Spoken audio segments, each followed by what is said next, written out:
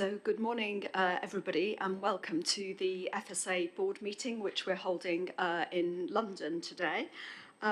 We've got all of our directors here in person, which is great, and indeed all of the board, with the exception of Fiona Gately, who's had to give apologies for the first part of this morning, but expects to be with us after the coffee break. You may also notice that we're one board member less than you might have expected, and Lord Blencathra has actually stood down from the board. David has taken on some responsibilities as a shadow minister in the House of Lords, and we felt that that was not consistent with his role as a board member. I really do want to thank David for all the contributions he's made to the board. He's added a certain sort of energy and drive which we need to sustain in his absence, and I particularly want to thank him for the support he's given to the NFCU, which has really been invaluable over the last few years. We've got some members of the public and stakeholders who've come to join us here at the meeting today, and you're very welcome. There will be an opportunity, as usual, for you to ask any questions at the end. We've got, I think, about over 100 people who are joining online, and I'm absolutely delighted at the level of interest that there is in our board meetings. It's an important part of the way we work, that we're sort of open to everybody to see and hear the discussions that we have. We have had 3 questions which were sent in advance. As usual, they'll receive a written answer after the meeting, but I will try to remember to prompt officials to comment on those questions during the course of the meeting if I can. So with those sort of introductions, we'll get started with the formal proceedings. And as usual, I'm going to just ask if any members of the board have any new interests that they wish to declare. And if not, are there any items on the agenda today where members have declarations which may present a conflict? No? Okay, so let's move on to look at the minutes from the last meeting, and these were circulated in advance and are on our, circulated in advance. Has anybody got any comments or any corrections that they want to make to those minutes? No, thank you again to our secretariat, who do a really fantastic job with the minutes. So turning now to the actions arising from the last meeting, and since the papers were issued, I'm pleased that Kevin has given the board further information on the animal welfare statistics that we asked for at the last meeting in relation to non-compliances. Board members saw those a week or so ago. I think my own conclusion is that what it shows is how very complex it is to make sort of generalised comments about non-compliances in relation to the type of slaughterhouse, whether that's by the type of animal or the size. And, it really does mean we need to look at the data in some detail to really understand what's going on. It doesn't lend itself to generalisations, but I think it was helpful for the board to see that. All of the other actions from the last meeting that we were expecting to be complete are complete, bar the note on the Port Health authorities, and that's slipped a little bit because of a change in responsibilities within the FSA, but I know that Sam Faulkner is preparing that since Nathan Barnhouse moved on to a new role. 2 actions we're carrying are in relation to the foodborne disease thresholds and also the progress on BTOM. And you'll recall that we agreed that it would be more sensible to do both of those in March, when we'll actually have, well, a complete year of data from BTOM, but also when we'll have the latest data from UK HSA on foodborne disease. So I think hopefully that just gives you a little bit more context for where we are on the actions. But are there any other questions or queries that people have on any of those? No? So if not, I always feel like I do a lot of talking at the beginning, but you're going to get a bit more of me while I just give the board and really those people who are observing the meeting today a little bit of a sense of what I've been up to over the last 3 months. So I should start by saying that I'm absolutely delighted that my appointment as chair has been extended to the end of 2027. I really appreciate the many warm emails we've had from stakeholders and also the support from colleagues on the board and the executive. I do think this is, the right thing for me. I hope it's the right thing for the FSA, and I hope we can really continue to build on all we've done over the last 3 years. It's sometimes said that the most important job for the chair is to recruit the best CEO. It certainly makes the chair's life a lot easier if you can do that. And I've spent quite a bit of time over the last 3 months trying to do exactly that. We have had a really good field of candidates to choose from. We shortlisted 5 people, and the panel report is now with ministers with a recommendation and reserves. So I very much hope that we'll be in a position to make an announcement before Christmas, but obviously the timelines for these are a little bit uncertain. Over the last couple of months, well, in October, we launched our annual report on food standards. You'll recall that this was due to be out earlier in the summer, but we had to delay it because of the pre-election period. So I think because of that delay, it perhaps didn't get quite as much attention as it otherwise would have done. But I do encourage people listening to take a look at that. Overall, once again, the data we have suggests that high food standards are being maintained despite the pressures in the system, including inflation and ongoing labour shortages. And once again, we note with real concern the long-term decline, both in environmental health, but also in trading standards officers in local authorities who do so much to keep food safe and make sure it is what it says it is. You know, they're integral to our core mission. The vet workforce has stabilised somewhat, both during the course of last year and going into this year, but we continue to urge government to adopt a reliable and secure model for official veterinarians, and really to look at the recommendations that came from the House of Commons EFRA committee when they looked at this in detail last year. That we do believe that those are really, really important to secure this for the future. The other point that we made in the annual report, which I think is incredibly important, is we noted the number of incidents involving mislabelling of allergens is just not going down in the way that we would like it to. And so we've really called on industry to take on much more responsibility and real awareness of the importance of improving compliance on allergen labelling so that consumers with food hypersensitivities can have confidence that the food they purchase is not going to cause them harm. So do take a look at that report, and there'll be another one coming next year, which we very much hope to be able to launch in the summer as usual. Other than that, most of my focus this autumn has really been working with officials to develop some of the proposals in important policy areas, several of which are going to be on the agenda today. That's the national level regulation of large businesses, meat charging proposals, and our continuing reforms on the market authorisation process. So I'm not going to go into more detail on those now because we'll have a fuller discussion later. When I think externally, my list of engagements has been published as usual.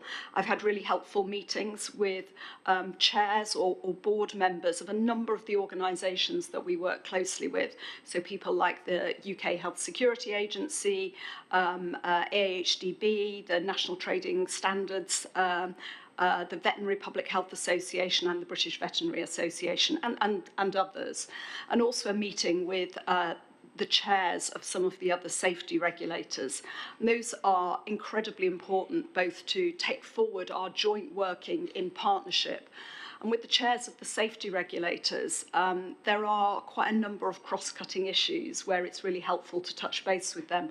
And this time we focused in particular on the lessons that we all need to learn from some of the big national inquiries, things like Grenfell and the Post Office. And indeed, I know that the executive have been discussing that as well. I was also really pleased to meet with the new chairs of the Health Select Committee and the EFRA Select Committee. So that's the MPs Leila Moran on health and Alistair Carmichael for EFRA. And very much hope that we can really build on that to have a closer working relationship. I think the select committees are an important oversight for us, as a regulator, but I think they can provide a sort of critical friend relationship in helping us to calibrate our role. Talking of government, it's of course been a busy time in getting to know new ministers, getting to understand the priorities of the new government, not just here in London, but also in the devolved. So DERA published the Northern Ireland Food Strategy framework, which we helped to develop. And I've spoken to Welsh ministers about their Food Matters report, which really sets out the work that's ongoing in the Welsh Government on food. I've been pleased to spend a bit of time in Wales recently, both speaking at the Blas Cymru event and then at the NFCU Cymru conference. And those have been great opportunities to hear directly from stakeholders in Wales. I feel I'm a bit down on my stakeholder engagement in Northern Ireland, but we're in the process of trying to set up a visit in the spring. In England, thoughts are turning to the development of the food strategy, which is going to be led by DEFRA, to the work in the Department of Health and Social Care in relation to prevention, and indeed the government response to the House of Lords report on diet and obesity. When we developed the FSA strategy nearly 3 years ago now, we were very clear that we wanted to work to support other government departments in their efforts to make food healthier and more sustainable. And I'm really keen that we use the opportunities of these new policy initiatives to do just that, and really to ensure that consumer interests in food are at the heart of policy making in all 3 countries that we serve. And then at a UK level, we continue to work very closely with DEFRA and the devolves on border controls. We had a meeting yesterday, and I anticipate that with the conversations about resetting the relationship with Europe in relation to SPS, that trade is going to become an increasingly important area for discussion for us next year.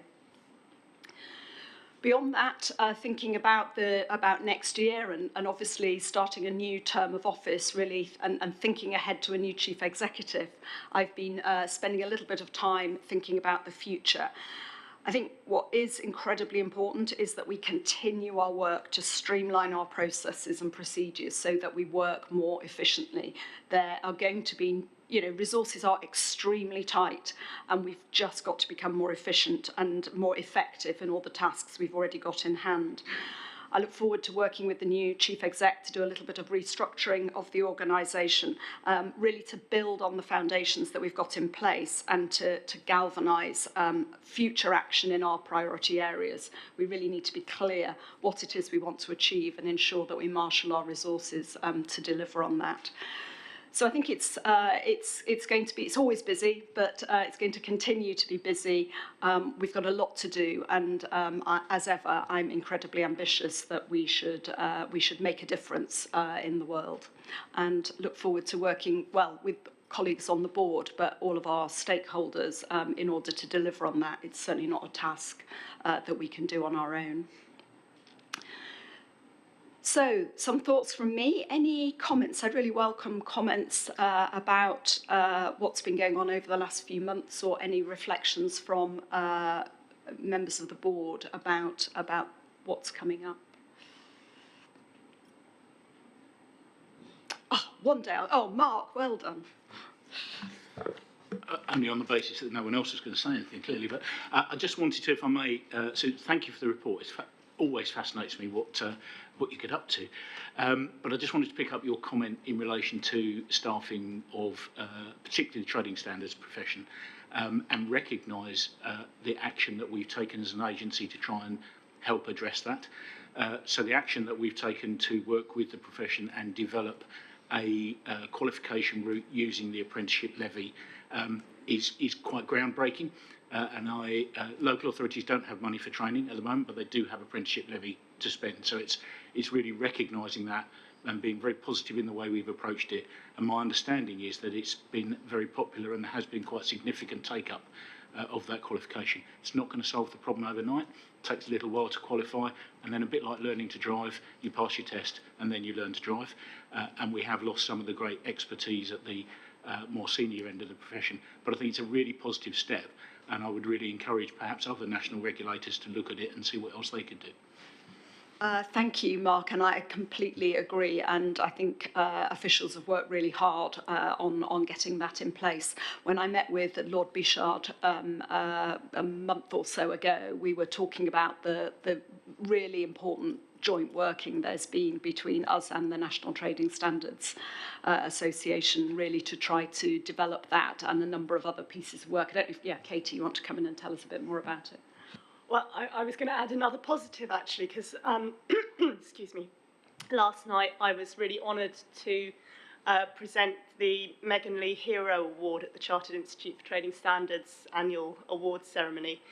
That's in memory of Megan Lee, who very sadly lost her life after a severe allergic reaction to nuts that were contained in the takeaway meal. And I was really pleased at the awards to just hear both the huge breadth of work that's going on across trading standards, but also the importance that trading standards teams continue to place on food. I just wanted to say congratulations on record to the winner, who were Lancashire Trading Standards, for the work that they've done on food hypersensitivity. So there is good work going on out there, and we will keep trying to support trading standards teams wherever we can. Completely. The work that's going on out there is fantastic. The problem is there's maybe not quite enough of it. And that's, I think, what we really need to work on, is just building the capacity. Oh, we're on a roll now. Margaret. I'm afraid you are. Just since you've raised it, Katie, I know it's not in our remit, but this idea that EpiPens are not allowed to be taken into some schools is making it dangerous for people with allergens to get to and from school. We've seen that, and we've seen a child, who sadly died. So I think that where we can say this is also about food and food being safe, even though it's not within our remit. But I just think that's something that really should be changed, and any pressure you can put on government. I was actually going to ask you, Susan, a couple of things. The board has advised ministers on a couple of things where we would like to see the law changed.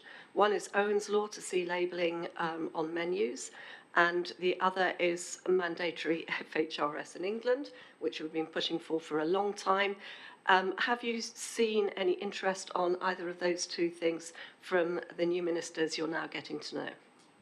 So delighted to say I have had specific conversations on both of those issues. Andrew Gwynn was extremely supportive of the concept of mandation. As ever, the challenge is finding a legislative opportunity to do that, but we will continue to look for those, and he's certainly cited on that as a possibility. So I think we're waiting for the moment. On the matter of Owen's Law, I discussed that with Minister Zeichner at our last meeting. He'd previously met with the Carey family, so he is. I think considering how best to take that forward, he was very supportive of the work that the FSA is doing to develop the systems, encourage good practice, build in training, and all the work that we're doing, which will pave the foundations for any future legislation. But I think no decision there, but it's definitely something I've raised and is on both of their agendas.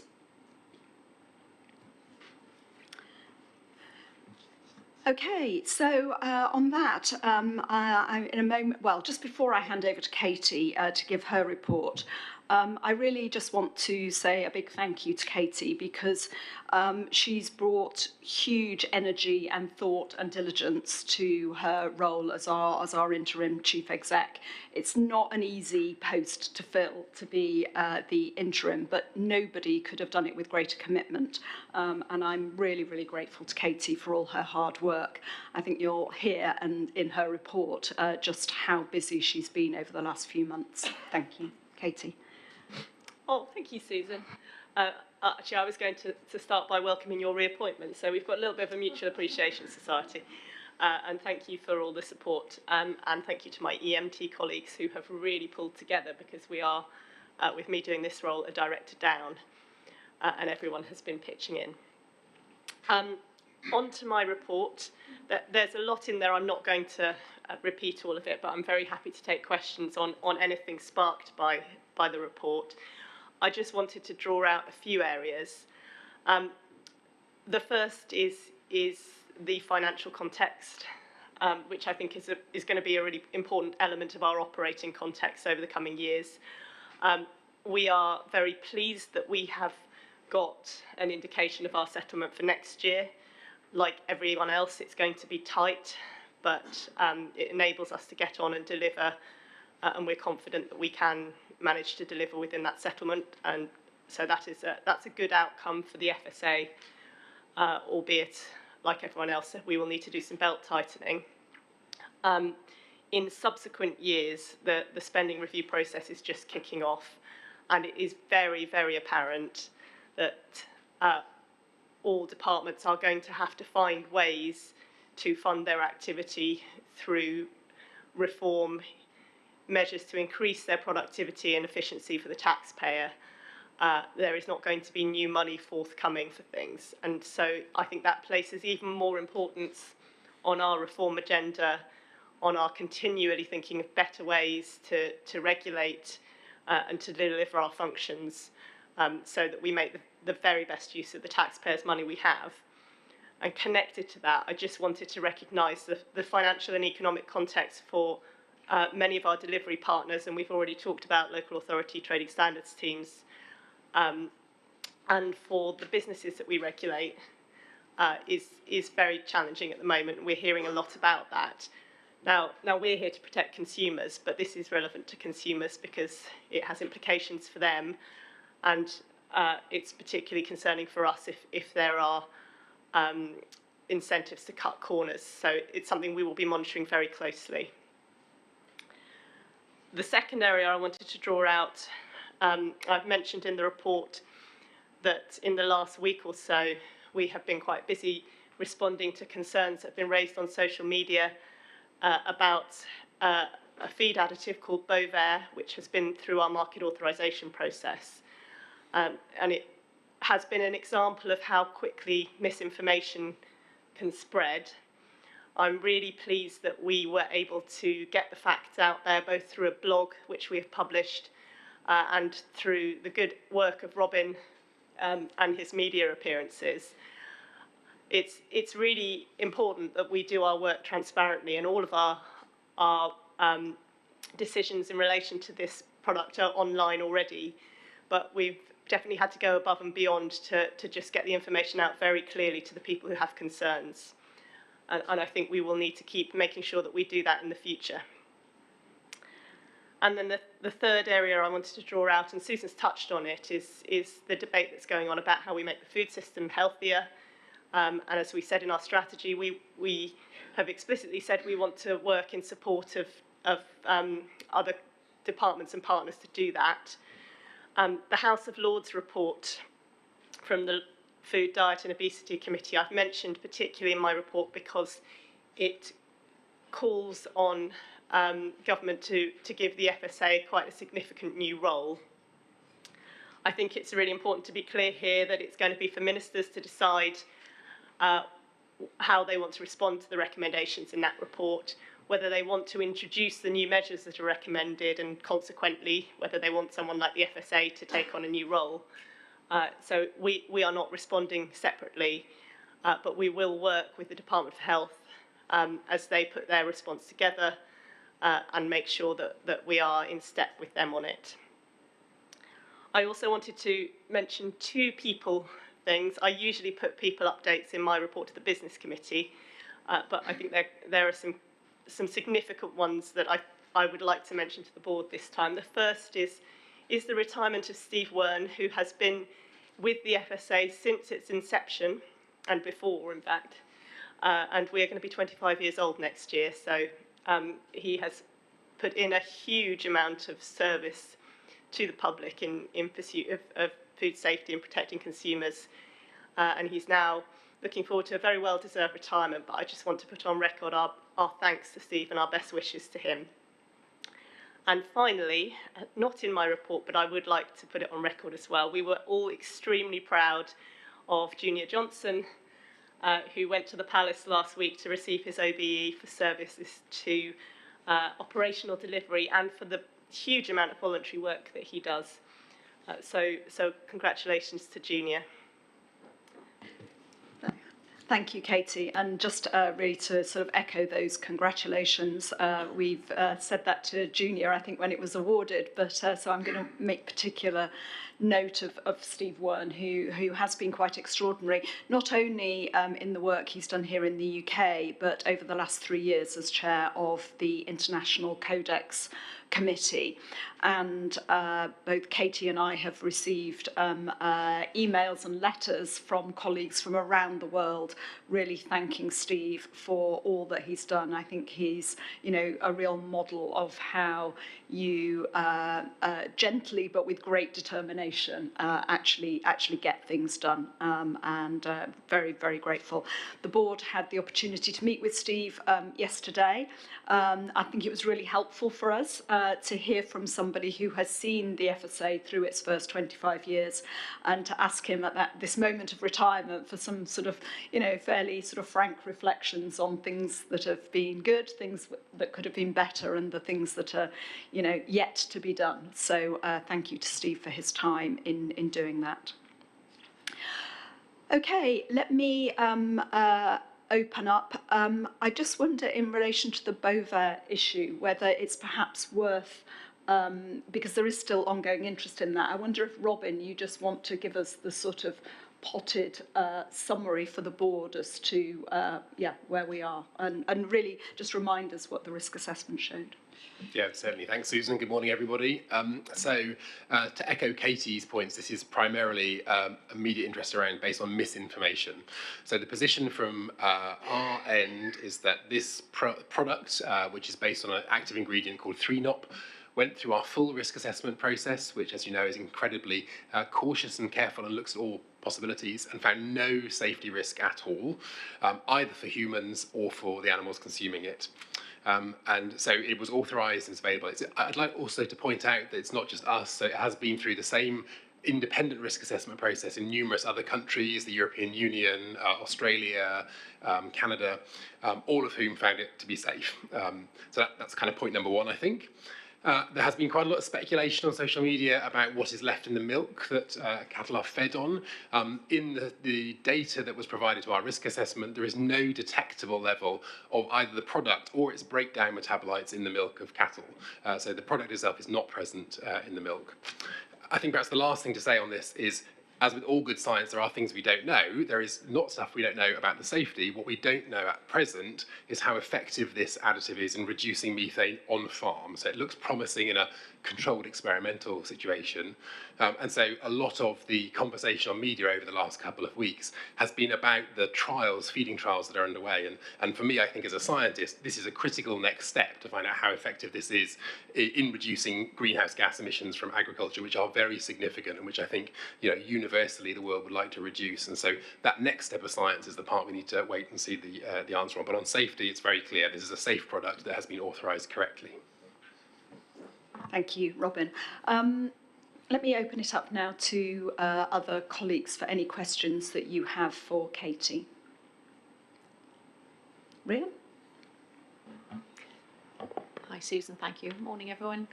Just a couple of comments, I suppose. So firstly, Katie, that the House of Lords report,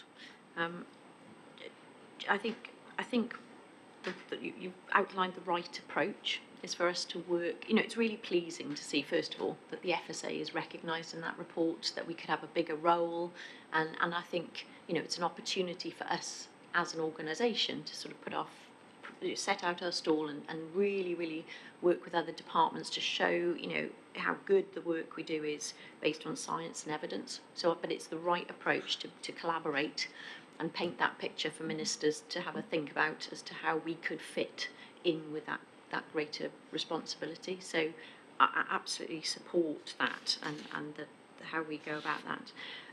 Second thing is about the consumer trust in our consumer insights tracker.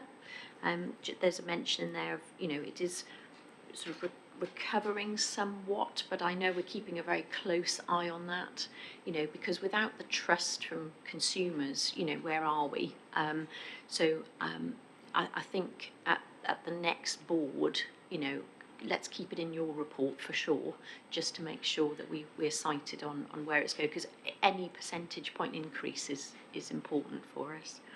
And then just finally, just the sheer quantity of engagement that you've done over the last couple of months is, it's not just about lots of busy work either. It's, really meeting with a lot of very influential and important stakeholders for us as an organisation. So just want to say well done for that. You must be exhausted.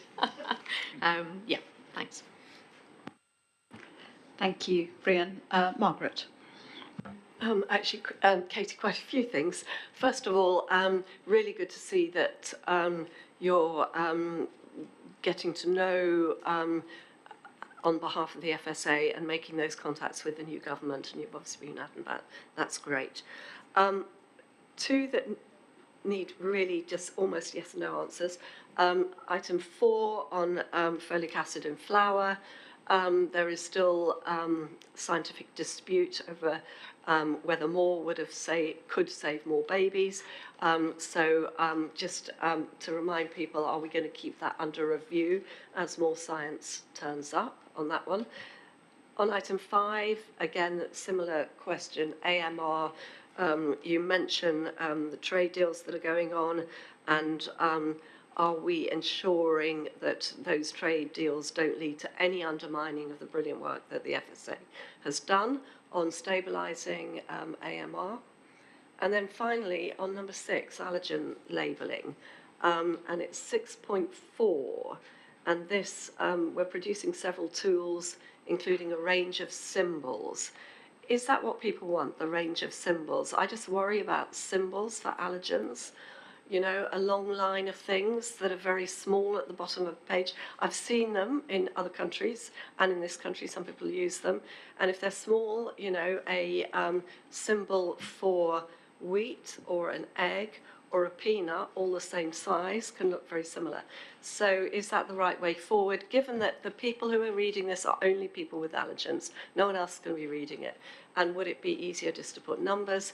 Do we need to be restrictive? Because I think the more restrictive you are in saying, oh, it's got to be symbols or what have you, may make it difficult for small businesses. So this is just asking the question. I just wonder if sometimes it's better to just keep it simple and say, look, here is, our list of what's in there, and it could be different numbers to different people as long as people can identify it when they need to. Okay, so, well, Katie, do you want to pick up? I mean, they may well be for other people, actually, folic acid and the allergen one. I may throw these out a little bit, but first of all, on the public trust, we can absolutely keep it in the report, and it may be something we return to during the item on the communications report if people want to dig in a little more. So, Margaret, I think it would be helpful if we asked Robin to say something about folic acid, and I am going to ask Anjali to talk about the point you've raised on trade deals. On the allergen tools, Rebecca may well want to come in, but I do think it's important to say, first of all, what we're talking about here is producing tools that help businesses, not telling everyone they must use particular symbols, and that whenever we do this kind of thing, we do it in a very consultative way and get a lot of input. So I think we will want to know what businesses and consumers think, but I will let Rebecca say any more if she wishes to on that. Well, let's do folic acid first, please. Yeah. Yeah, thanks, Margaret. So you're right. I'm delighted to see that the legislation is eventually laid for the folic acid. It has been a very long journey. There is, as you say, an ongoing scientific debate about the right level. And I think, as we've said at a previous board, there's a trade-off here. The higher levels, there is some risk of masking of other syndromes and later diagnosis of pernicious anemia in particular. And for that reason, there is a genuine scientific debate about what the optimal level is of fortification.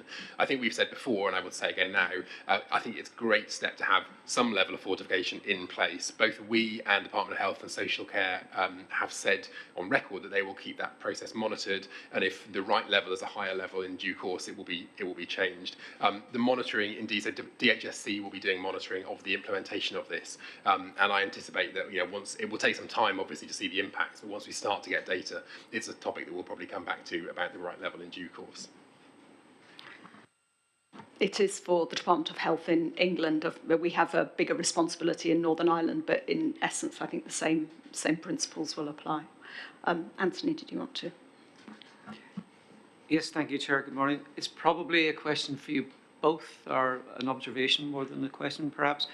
The House of Lords report, very, very detailed, a lot of references to the FSA, a lot of references in recommendations to the FSA, many of which would require significant changes in workload, structure, resources, etc.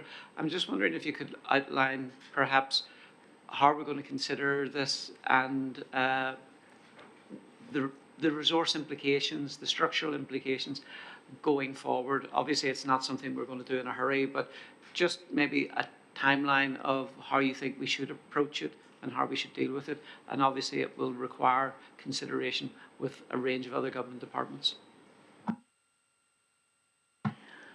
You're absolutely right, Anthony. There's a lot in the report. Some of the recommendations would require us to take on new functions that we don't currently take. They might need some machinery of government movement of people, but be doable within our existing powers. Others, I think, in the report would clearly need legislation. So this is why it's so important that ministers consider overall what the complete set of measures they think is needed to address this problem of unhealthy food in the industry. And I would imagine that there is a really significant policy-making process needed on that. And ultimately, if they were to go with a lot of the recommendations in the House of Lords report, some legislation to underpin it. And as part of that process, we could feed in our expertise as a regulator on how you enforce this kind of thing. We could discuss with the government exactly what role we might be wanted to take and how we can support. And we would have a discussion about the resources needed as part of the whole discussion that would take place on resourcing new policy for us to take on that role. So it would be a gradual process. There would be a whole process of collective agreement across government. And if legislation, it would take some years.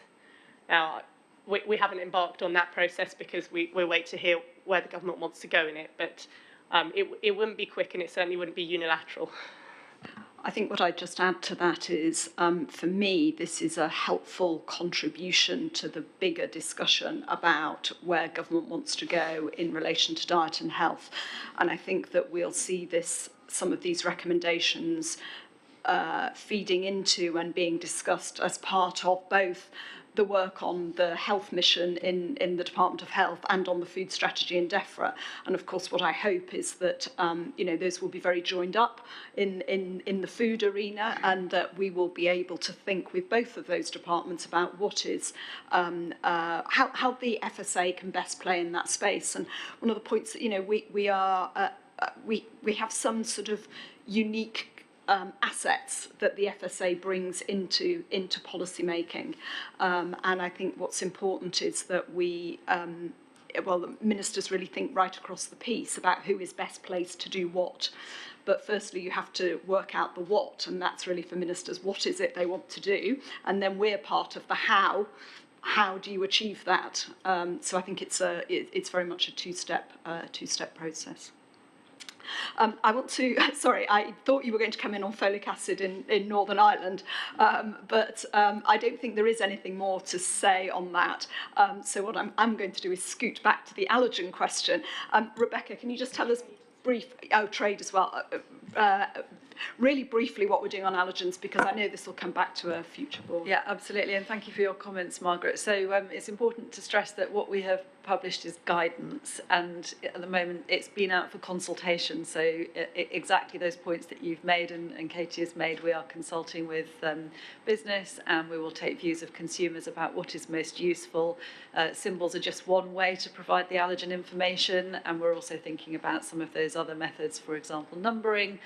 One of the things we do feel, though, is that it's important to bring more consistency to the way in which allergens are communicated. And we're very keen to strengthen that provision of written information and create that expectation that that is going to be what consumers need in order to make safe choices. So thank you for your comments, and we'll be coming back with the final version. Thank you. And then on trade, we haven't over the last quarter done any new Section 42 consultations, whatever they're called, responses. But Anjali, do you want to give us a little bit more insight into what might be coming up? Yeah, morning everyone.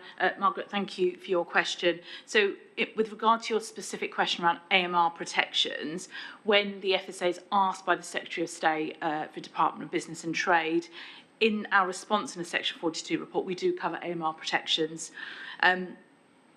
Overall, as Susan's alluded to, the FTA deals that have been done, so New Zealand and Australia and CPTPP, the Comprehensive Pacific Trade Partnership, we have always said that so far the UK has maintained its domestic statutory protections in this space. So it's something we will continue to advise ministers on. The last point, just on specifically AMR, is that the Trade and Agriculture Commission also have a responsibility with regard to animal health and welfare, and they also comment on this. So it's something not just us, but TAC also keep an eye on. Hopefully that's helpful. Thank you. Tim, you had a question. Yeah. Thank you. I just wanted to loop back to the Bovar, because there's a couple of points I wanted to draw out. And one was to just make the point that this was a great example of how our market authorisation processes have evolved and improved. And I think it's important to stress the point that it's about us keeping pace with innovation, using available science to evidence safety. And I should declare an interest in the sense I am a livestock farmer as well. But we got ahead of the game, I think, by giving comment out publicly, so I think that really helped, and thanks to Robin in and around that. And it comes to my question or consideration for the future is about how we perhaps make more transparent the process of market authorisation to the public, so that they can understand the steps that these products go through, but also about getting out there, I think, and publishing the market authorisation opinions, and doing that in a language that people can understand, not being overly technical, but actually addressing some of the concerns that people might have or the uncertainties. Thank you. Katie, do you want to respond to that, or I don't know if you want Claire to yes, come in? briefly. I think so. We do publish all of our market authorisation recommendations, and in this case, I think people had looked at our risk assessment, and there were instances of people quoting it on social media, but quoting bits of it out of context. We need to use the right type of tools and language for what we're doing. So when we are doing a risk assessment, it will necessarily be quite scientific. And we put all of them on the website, and we feel transparent about this. But I think what this example shows us is when there is a great deal of interest and consumer concern about a particular product, we may need to go further and produce something in language that is very clear and easy for people to engage with, which is what we did in this instance. And I know Claire and her team are thinking about what our procedures would be for similar things arising in the future.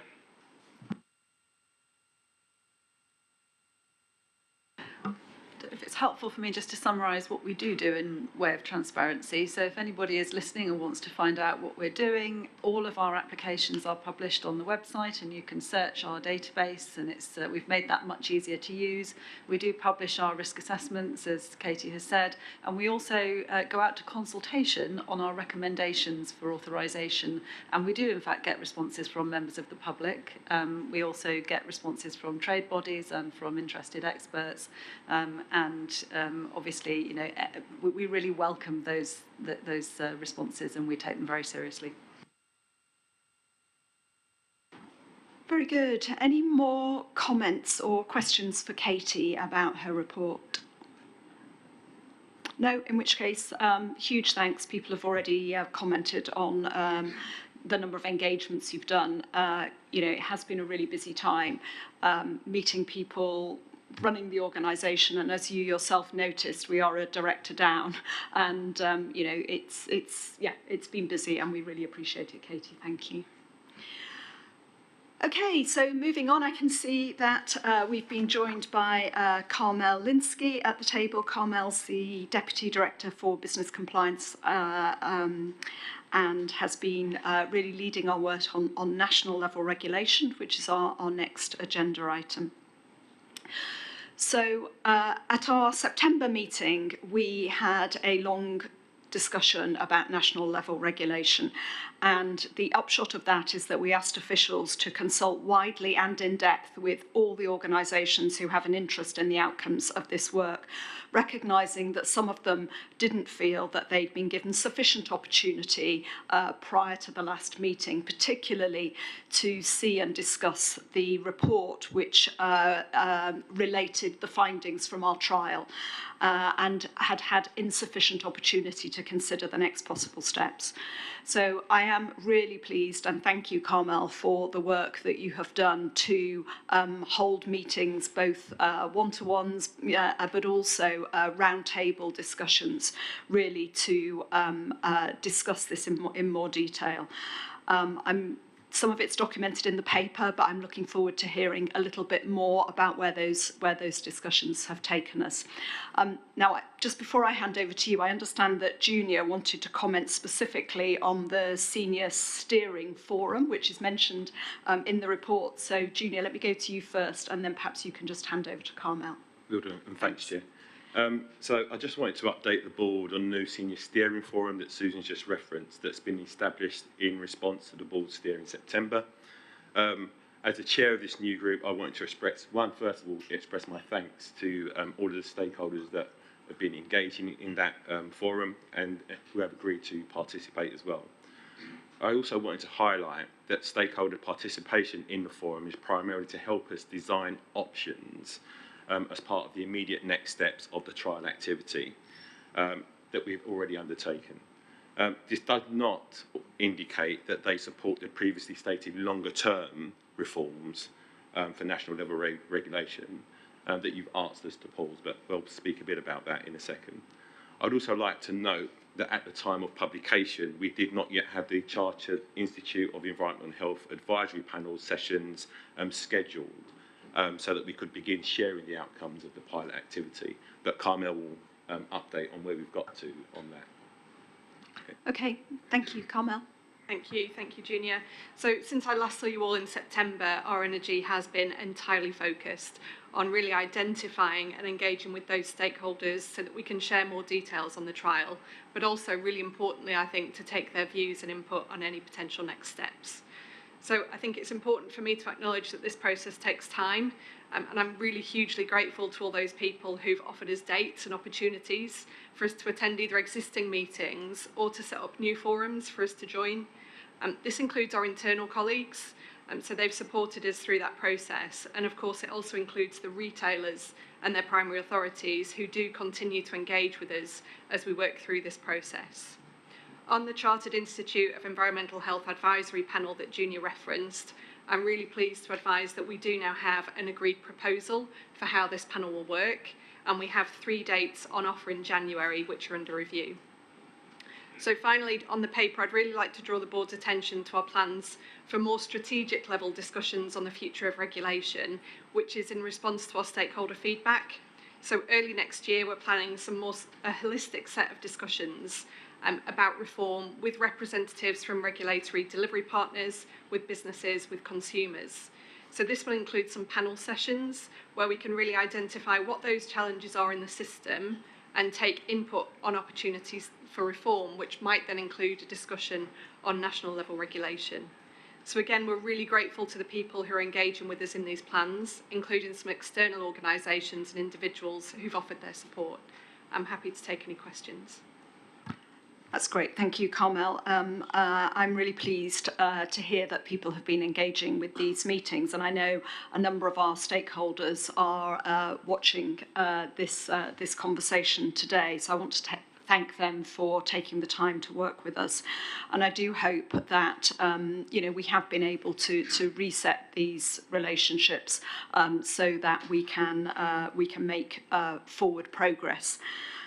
I also want to thank the retailers who have been sharing their data with us as part of the trial and who continue to do so. Thank you for your patience and for your ongoing support as we work through these ideas.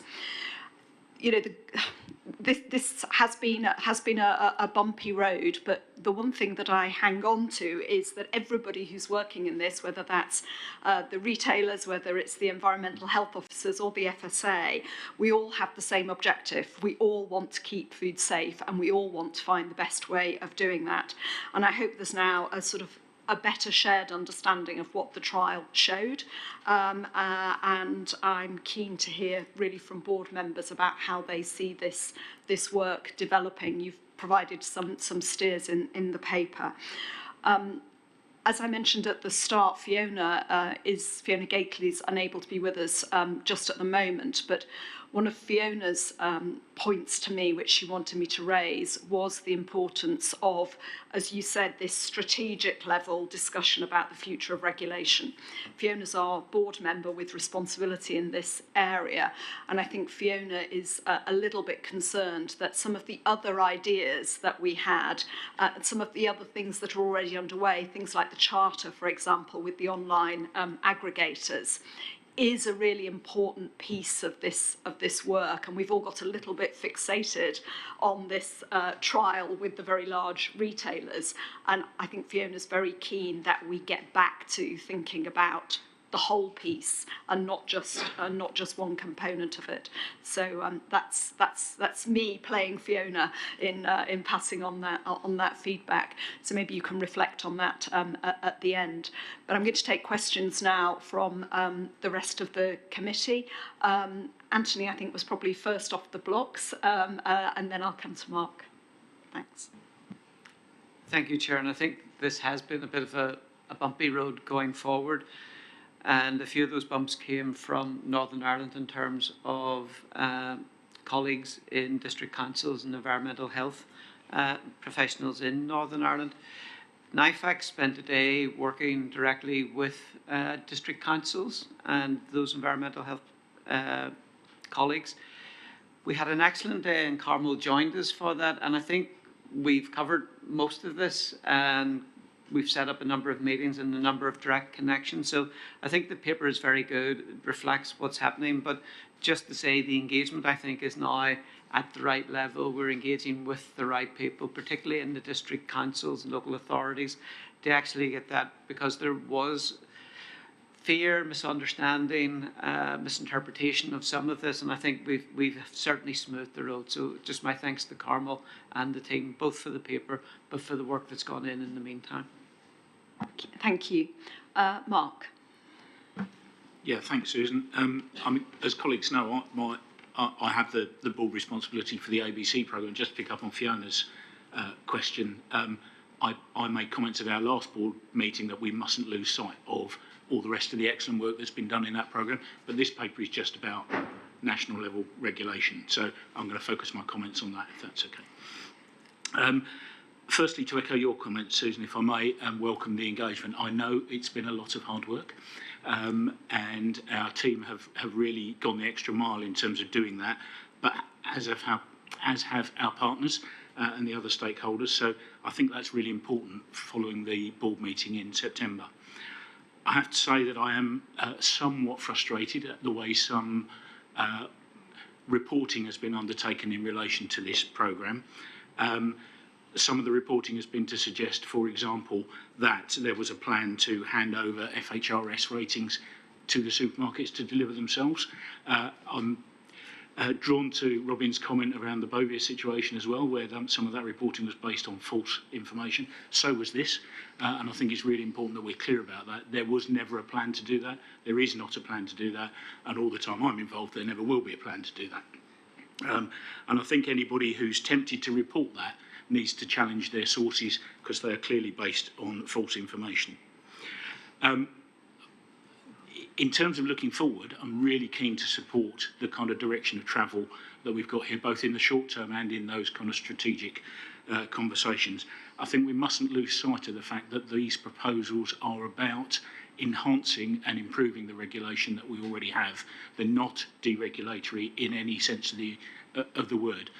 The use of the kind of data that these proposals will allow us to do really goes some way to enhancing what our excellent local authority colleagues can deliver.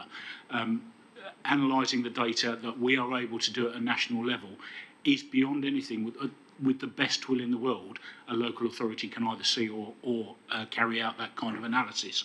It's really important that when we do analyse that data, we feed that back to local authorities and they can use it in their priority setting process and their intelligence gathering. A year ago, we started to look at the building blocks in this kind of space, and we were encouraged at the kind of developments that could be used to enhance the safety of the public in this kind of national level businesses. And I've said before, whilst they may be generally compliant, their stretch and their reach makes them high risk, and therefore we need to do the right thing in this space. And I think we are doing the right thing, and I think working with our partners and stakeholders is critical to continue doing the right thing. My only note of caution is that we mustn't allow a small group, a small handful of individuals who have a particular reason for engaging to disrupt us or dissuade us from doing the right thing. Thank you, Mark. That was very clear. Rhian. Thank you, Susan. Thank you to Carmel, who helped us. So WFAC had a themed meeting in end of October on the topic of exploring regulation, and it was a very well attended themed meeting, hybrid meeting. A lot of our local authorities were represented, and it gave us the opportunity to kind of blow open this conversation. And you know, I've had some very positive feedback from that. It was a real opportunity to kind of reset. So that's the first thing. I think WFAC. So we had a WFAC meeting last week to look at this paper, and the further engagement is welcome. And the plan for greater insight into the data for all the stakeholders is really welcome. We've really got to fully understand it. Everybody has to. So public sector colleagues, but businesses and consumers as well. Somehow we've got to serve that back to all those different groups in a way that we can all understand it. And we were really pleased, of course, in Wales to know that we've got representatives in the senior stakeholder group. There's a lot of energy in Wales to participate in that group, and the message I wrote it down several times in the WFAC meeting that I got from committee members, is that co-design will work in Wales. It really will. We've got lots of examples historically where if Wales stakeholders are able to be part of that conversation, it will result in a really good solution that serves the food sector. So that's a positive, and I wanted to share that with you to give you sort of a boost going forward for the work, because I know it's a lot to go forward now, but thank you. Are there any more comments from board members? I can see Katie wants to come in, so I'll let Katie say a few words and then I'm going to come back to you, Carmel. Thank you. I just wanted to start by saying thank you to Carmel and the team, and to Junior, who has lent in to cover this area, because I've seen what a huge amount of work they've done on engagement over the last few months. I think we are in a much, much better place now. I wanted to do two things. First of all, just to underline this separation between the engagement that is going on now on the immediate next steps from the trial, and how we use that huge potential in being able to analyse that data to enhance the existing system, and the engagement which we have said we will do with a much wider group next year on how the regulatory system might evolve in the future. And that I've had a lot of people saying, well, why are you focusing on this, not on FHRS or not on charging models or whatever? And the answer is we're not. This happens to be the thing we're talking about right now, but as Mark has said, there are a lot of building blocks.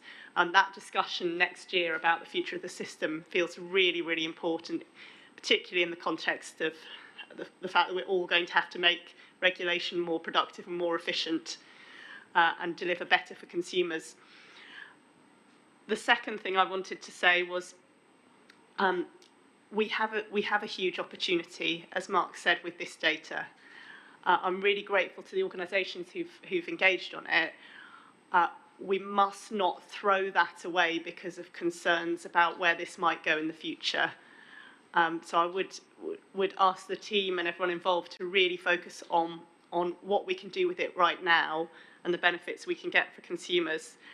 And we are really conscious of the need to move at pace on it. It would be very tempting to spend quite a long time talking about this and reassuring everybody, and we will take the time to do it, but I know the board will want us to come back with actual tangible proposals soon, and that's very much on our minds. Beaten me to it, Katie.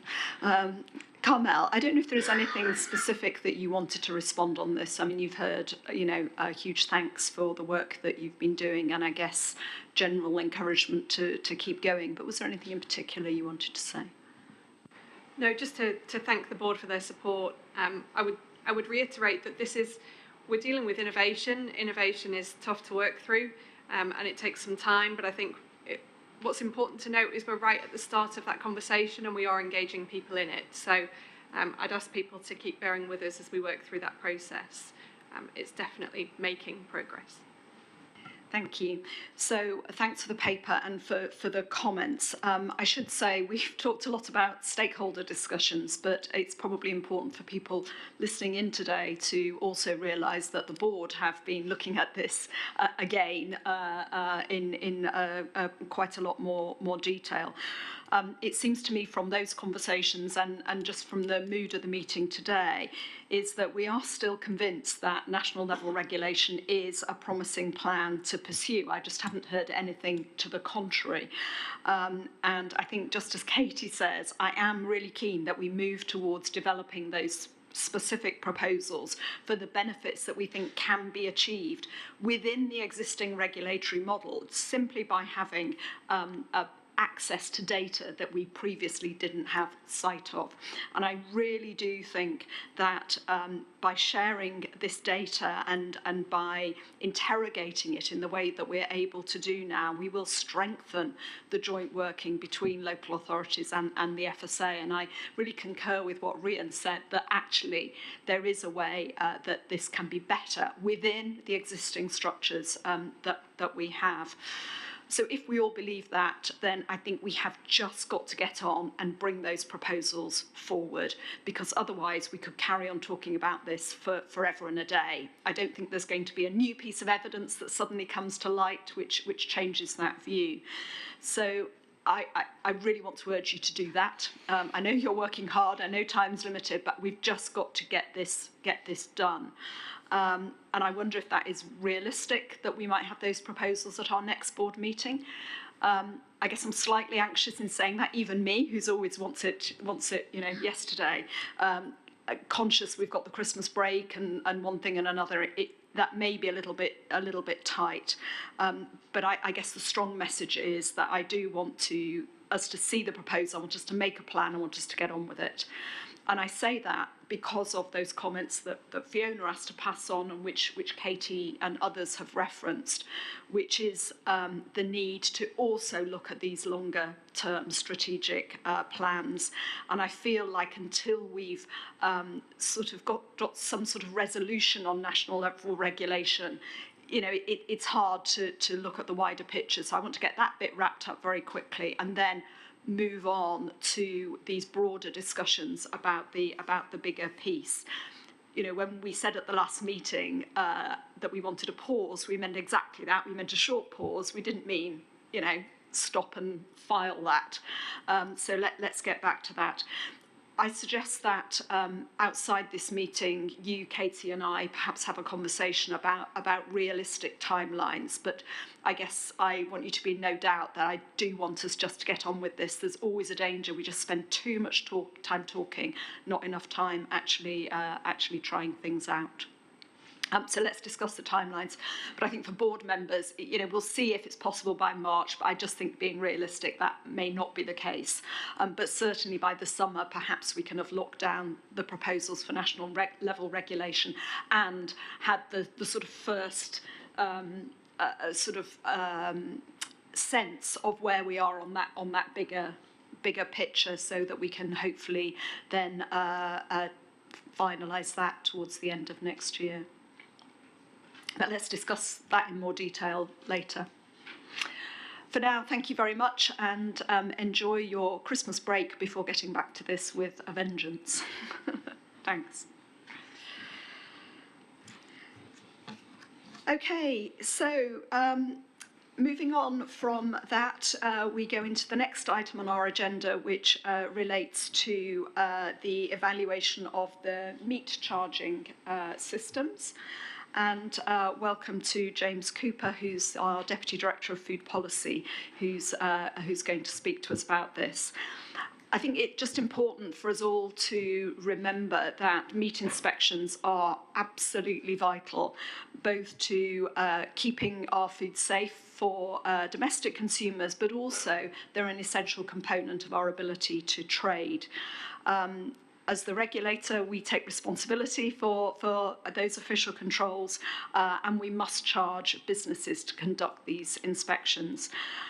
But we do apply at present a taxpayer-funded discount to reduce the cost for businesses, and James might perhaps remind us of some of the history as to how we got into this position. But it is incredibly important that we periodically review whether this is serving the purpose for which it was intended, and indeed whether it's delivering the outcomes that we want for the meat industry, but also whether it's the best use of taxpayers' money. So I think this is something about us finding the most effective way to achieve the objectives that we've set out. We recently held a call for evidence to gather information from stakeholders, and James has put some of that in the paper, but again can tell us a little bit more detail. And this is incredibly important because at the end of the day, just as a reminder to board members, what we will need to do is to put together a package of evidence and information so that we can provide advice to ministers. Ultimately, this is not a decision for the FSA. We might administer the system, but it's not our decision about how the charging or the discount works. But we do want to be able to advise ministers of all the perspectives and views that there are in this area, which is a contested topic. James, do you want to just tell us a little bit? Thank you for the paper, which was very clear, and tell us a little bit more about it. Thank you, Susan. So the paper sets out the background to the meat charging regime. Essentially, the discount that's part of that historically has been to facilitate a number of transitions that the system has gone through in how we've done meat charging. And so now we need to look at whether those transitions have done what they need to do and whether we need to move on in the future. We have had a question to the board regarding this, and I can give a brief high-level answer to that now. I'm afraid the high-level version is quite technical, but we will do something more digestible in writing after the board. So just to answer that question, when determining the charges for meat premises, we will continue to include both the cost of activities that we're required to charge in line with Article 79 and 81 as mentioned in the question, and the costs we collect in accordance with Article 80 of the Official Controls Regulations.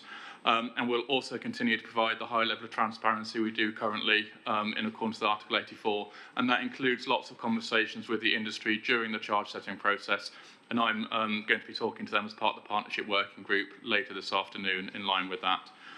But the focus of the paper is the discount. As Susan said, we had a call for evidence which identified some clear views, particularly on how the smaller businesses in the sector rely on the discount and the benefits that those businesses have to the wider rural economies in many cases where they work. It was also noted the importance of trade and the impacts of cost in whatever form it takes on trade, and ensuring the competitiveness of our sector more widely. I think the call demonstrated the need to refresh our objective for the discount. As Susan noted, there's a lot of history as to why it's there, but we need to look at it in the current context, ensure we're focusing our resources and indeed public money most effectively in line with Treasury guidance and the FSA aims to ensure that we're supporting food safety and supporting the consumer. But we also need to consider in any changes we do make, came very clearly through as well, that we avoid any undesired impacts on businesses, particularly given the reliance that's come through of some of the smaller businesses on the discount scheme. So therefore, in terms of the board discussion, we're seeking agreement on a couple of points. To move forward and do some more detailed analysis in this area to support our thinking. As part of that, as I've said, we want to discuss that with the objectives more widely with stakeholders, but we'd also very much welcome today board views on what the scope and direction and objectives of the discount should be, so we can feed that into the discussions that we're having more widely. And we want that initial focus to be on the why of the discount scheme and how it relates to the FSA's purpose. However, we recognise that we can't completely ignore the how when talking about the why, so we're also seeking agreement from the board that we need to manage any transition that we do decide on very carefully. We're clear in the paper that there will be a discount next year, and we hope the acknowledgement of that, along with the commitment of the board to ensure there's a sensible transition in anything we do, will reassure the industry and ensure that we get a good engagement on the question of the objectives. At that point, I'm going to be quiet and very interested to hear your views. Thank you, James. You very helpfully explained to me the other day a little bit more of the history and this idea that there'd been a couple of transitions which the discount was designed to sort of support and facilitate. I think it might be helpful for other colleagues on the board and maybe people listening to just understand where this came from, because I think that helps sets the context for us to think about what is the transition we're trying to encourage now. Absolutely. So there were a couple of major transitions that the charging system went through. The first one, when it moved from local authority responsibility to the meat hygiene service. Again, because you've got local authorities doing things differently across the country, there was inevitably some levelling required within that, and so there was the discount was introduced as a transition to support that. And then the second major transition was with the Stowe review, when one of the things that happened was we moved from a headage-based system to an hourly charging-based system, and again, that led to some discontinuities in the system, some things that needed to be levelled out, which is why the discount was reformed at that point, with a bit more focus to the smaller abattoirs, as I mentioned, but ultimately there to help smooth some of those transitions. But that was, you know, a number of years ago now, so it's right we look at it again and make sure that we are where we are and what we need to do going forwards. Great, thank you very much. So let me open this up, and I guess starting with that, what is the sort of principle? What are we trying to achieve here?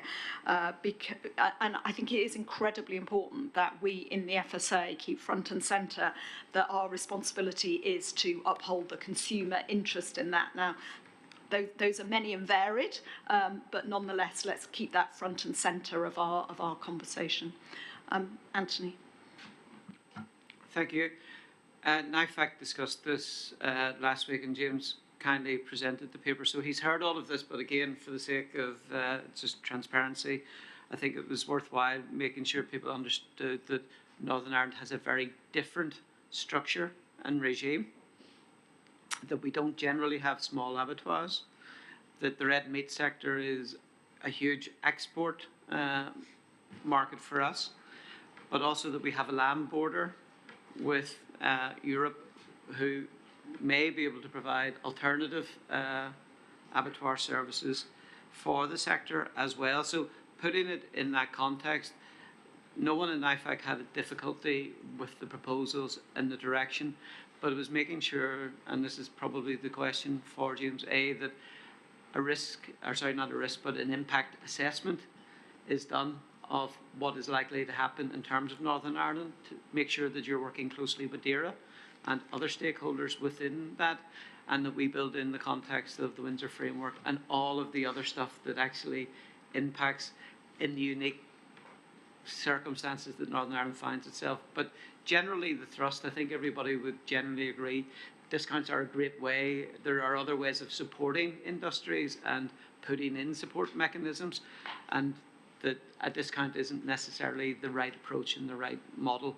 But just to make sure that we are taking in that the regions are slightly different from each other, and particularly for Northern Ireland. Thank you. Margaret. Thank you, James. Very clear paper. And I think we need to be very clear as a board that this is about the discount to industry off paying full cost recovery for our services. It's a sort of subsidy in a way.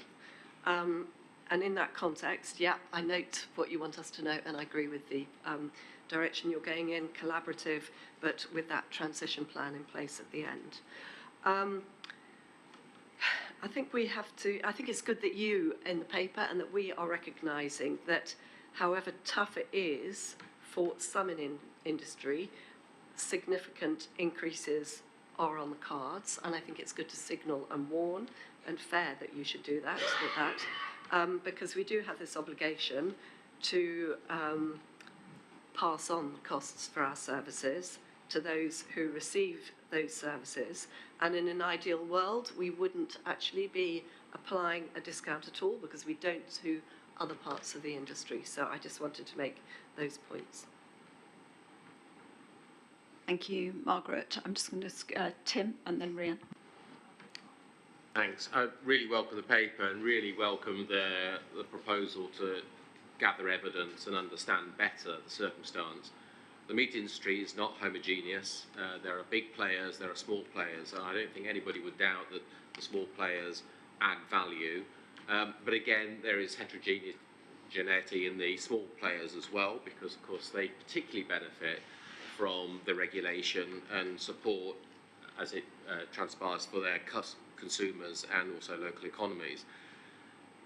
Is discounting or charging the best way to support those smaller businesses? I think that's something we need to look at in the evidence.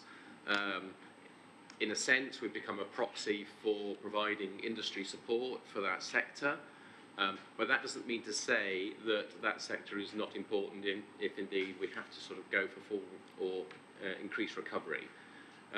It does need careful looking at though, because we need to be careful we don't pull the bottom sort of straw out of the pile and cause problems to that side of the market, even if we are the imperfect proxy.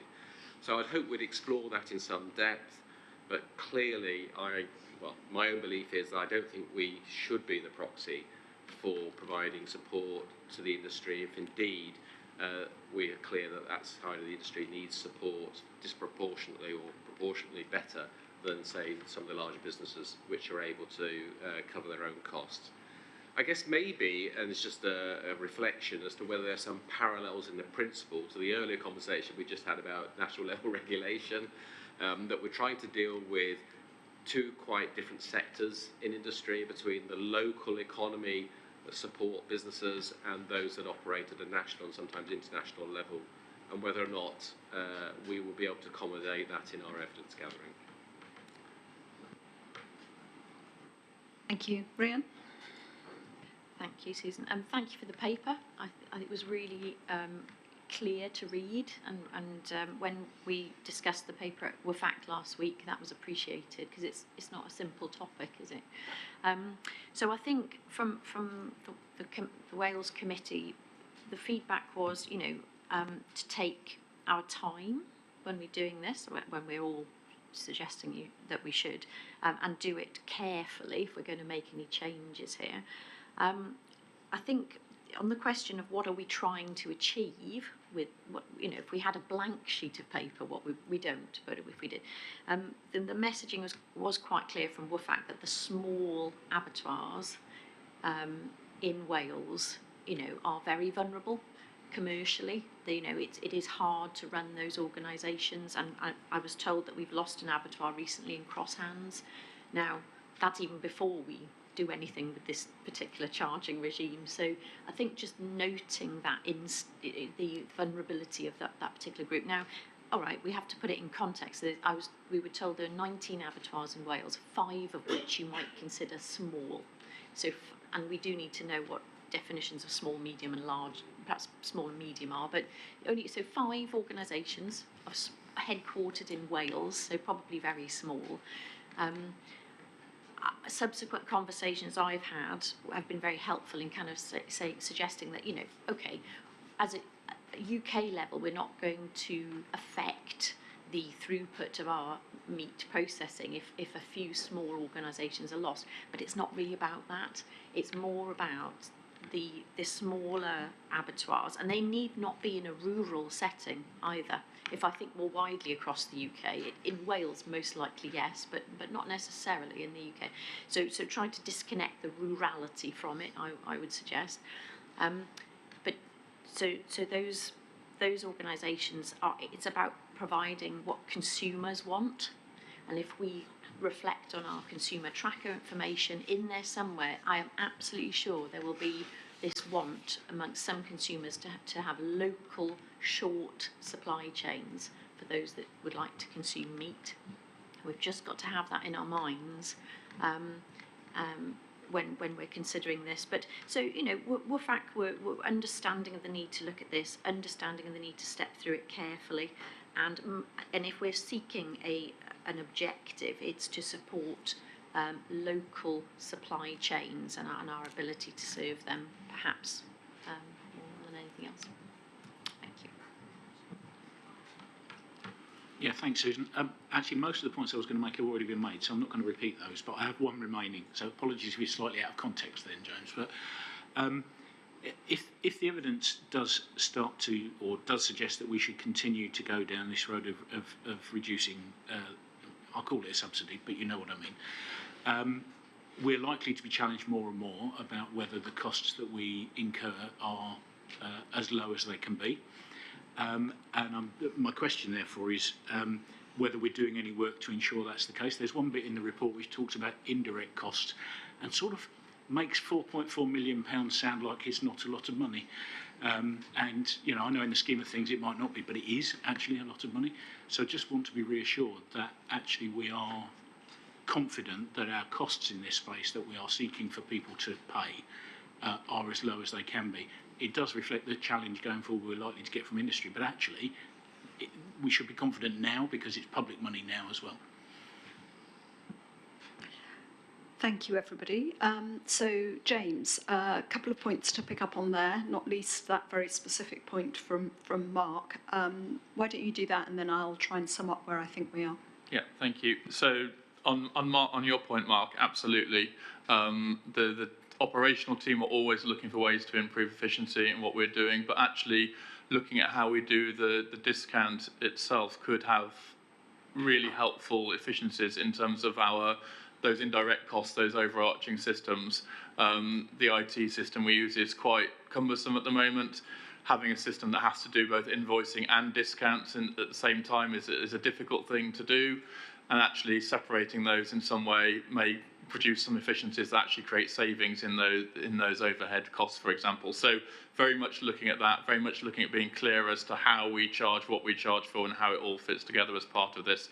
And we'll need to, because, you know, if we're asking Treasury to continue funding money, they're going to want to be assured that we're looking at the efficiency alongside everything else we're looking at. So very, very much on part of our agenda.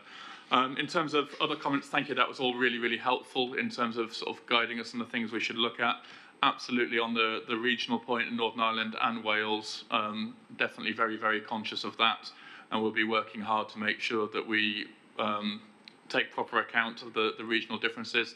And it's worth noting we've already had some conversations with the regional stakeholders alongside as the national ones as part of this, and very much intend to continue that, and have had conversation with DARA as well on that.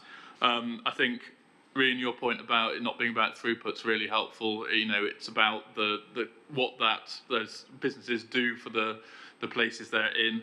And you also make a very good point. One of the things we need to look at is definitions and how we really identify the businesses that we're looking at supporting through this scheme. So that's one of the challenges that we really want to work with the industry on, is how do we define things more effectively, maybe in terms of supply chain, as you mentioned, rather than just in pure size or something like that. So thank you very much. Thank you, James. Hi, Mark, I also just wanted to build on the points that James has made, just to reassure you that there are quite a few projects and programs that we've got going on across operations, looking at how we might better deploy technology, get rid of some of our manual processes. That's all part of feeding into being more productive, being more efficient. Thank you. A few sort of reflections from me. So I think Margaret made a good point. The discount is a subsidy, and maybe we should call it that, or maybe at least discount is not the right word. So can I just encourage us to think a little bit about the language we use here? I think, and again, hearing about the history of this was quite influential in my thinking, and I think that in having this sort of deep review now, it does give us an opportunity to sort of modernise the framework of support, so that we really can be sure that firstly, if we should be using taxpayers' money in this way, and if the answer to that is yes, then how do we incentivise the outcomes that we're seeking to achieve? And as I said, I think we need to think hard about the consumer interest in that. It's not just about cost and efficiency, which we all care about. We all want the charges to be as low as possible and for the systems to be as efficient as possible. But also some of the facts that we've heard about support for local communities, or upholding the highest standards of animal welfare, people being able to source their food locally, and so on. So it is a complex picture. I think we've also heard, particularly from WFAC, about the vulnerability of some small abattoirs, and we've heard maybe particularly from NIFAC about the issues about competitiveness in the market.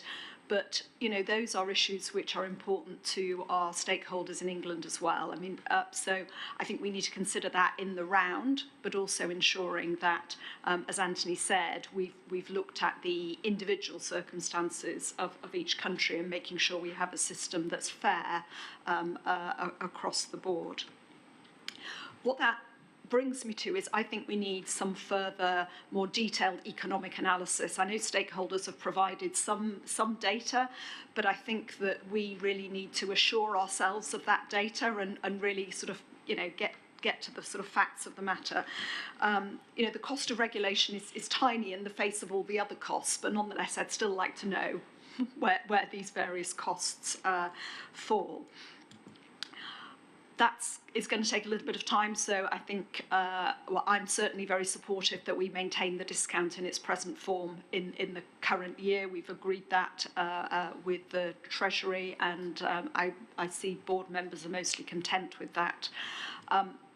We will, I accept, as you say in the paper, need a transition into whatever this modernised framework looks like. I think that's obvious to all of us.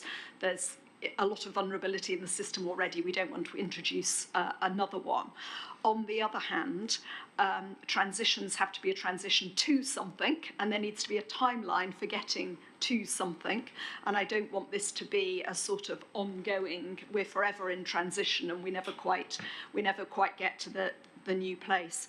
So a bit like the last paper, I do want to put a bit of a sense of urgency on the time scale. There is work to be done with stakeholders. There is some economic analysis to be done. But I think, I do want to see this coming back to the board. Like the previous paper, I don't think March is going to be realistic for this, but certainly by June, I really want us to know. And it may be you can give us a direction of travel in March. We can perhaps have an update from Katie where we've got to. But in terms of really thinking about what the new model might look like, I think we need some proposals in the summer, so that we've got time to go to ministers, because the point I made at the beginning, in the end, this is not our decision. This is about us giving advice to ministers on the situation. And unless we do that over the summer, we are not going to be in time to be able to get this system sorted for next year. So I would quite appreciate some detailed thought about the timeline, about when we need to do what by, in order that we don't find ourselves this time next year saying, oh, we'll have to continue as we are for another year. I'm really keen that we try to get this resolved. Yeah, is that a fair summary of people content with that? On the question that was asked about the wider charges, thank you for the technical version, James, and I certainly look forward to the less technical version, so I understand that better.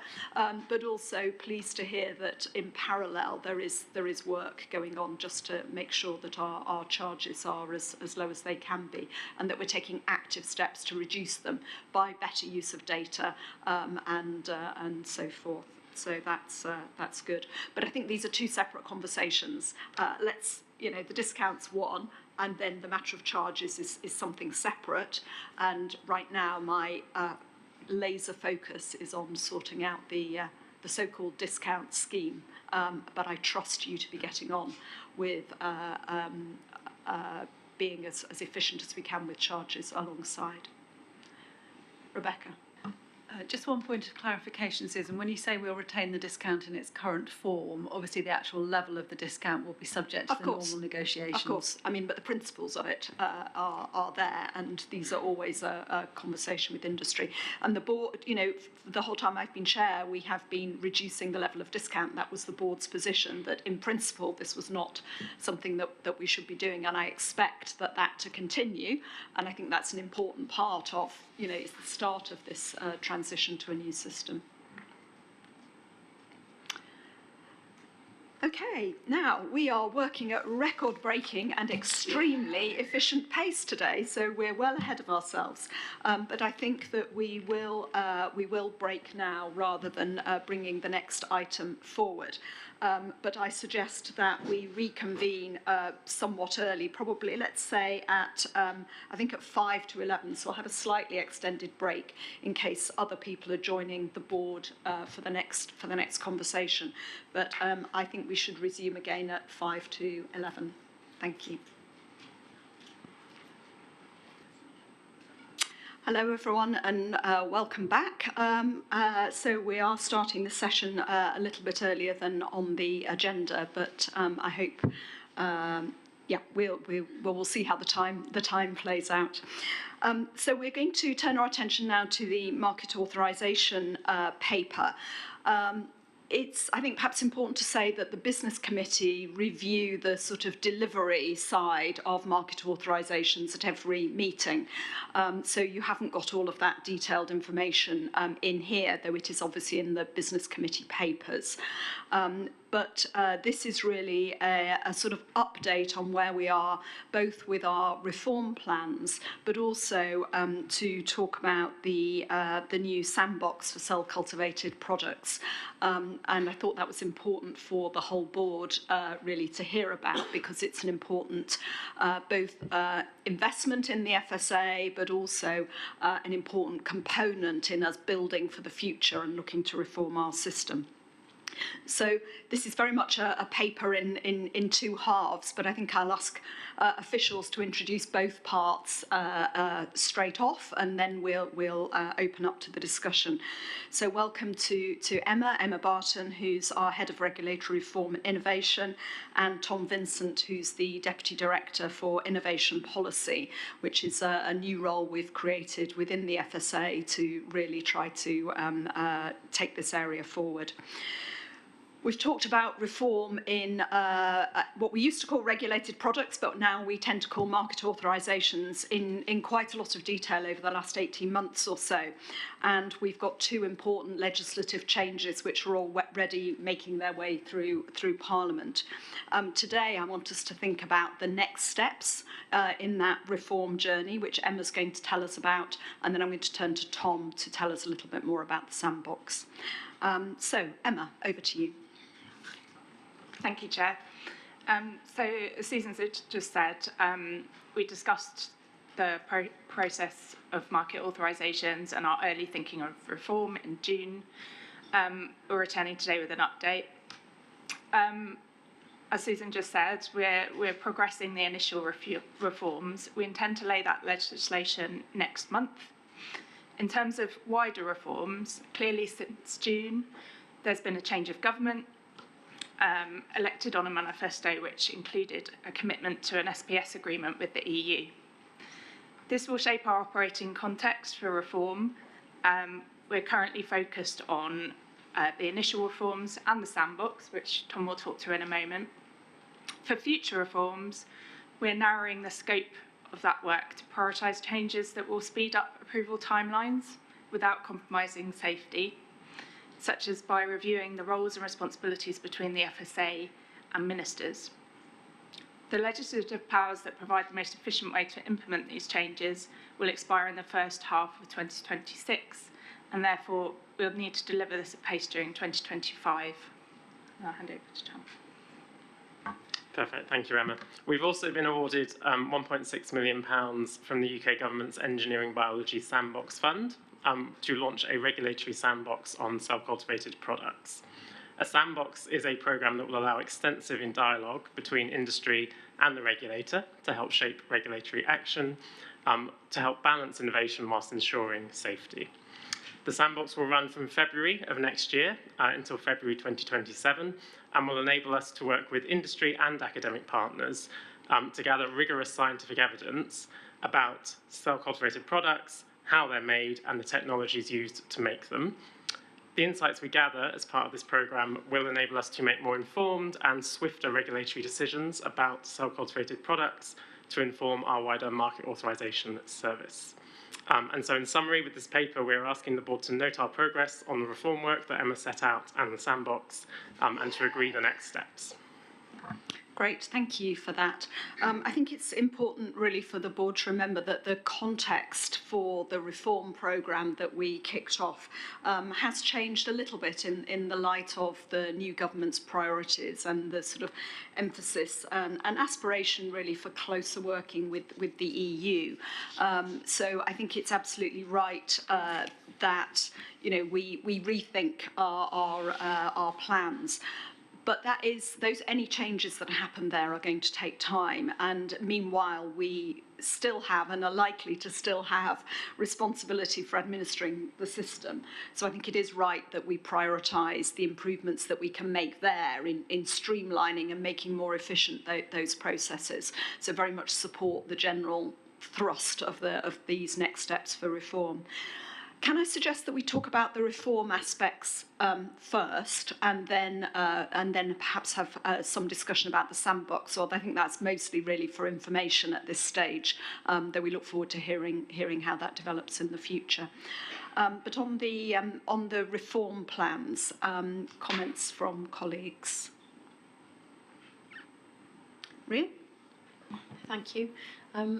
Just comments really. So I think really good progress on streamlining.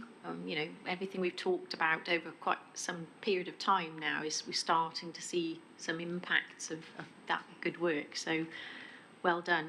And we at WFAC last week we talked about the paper.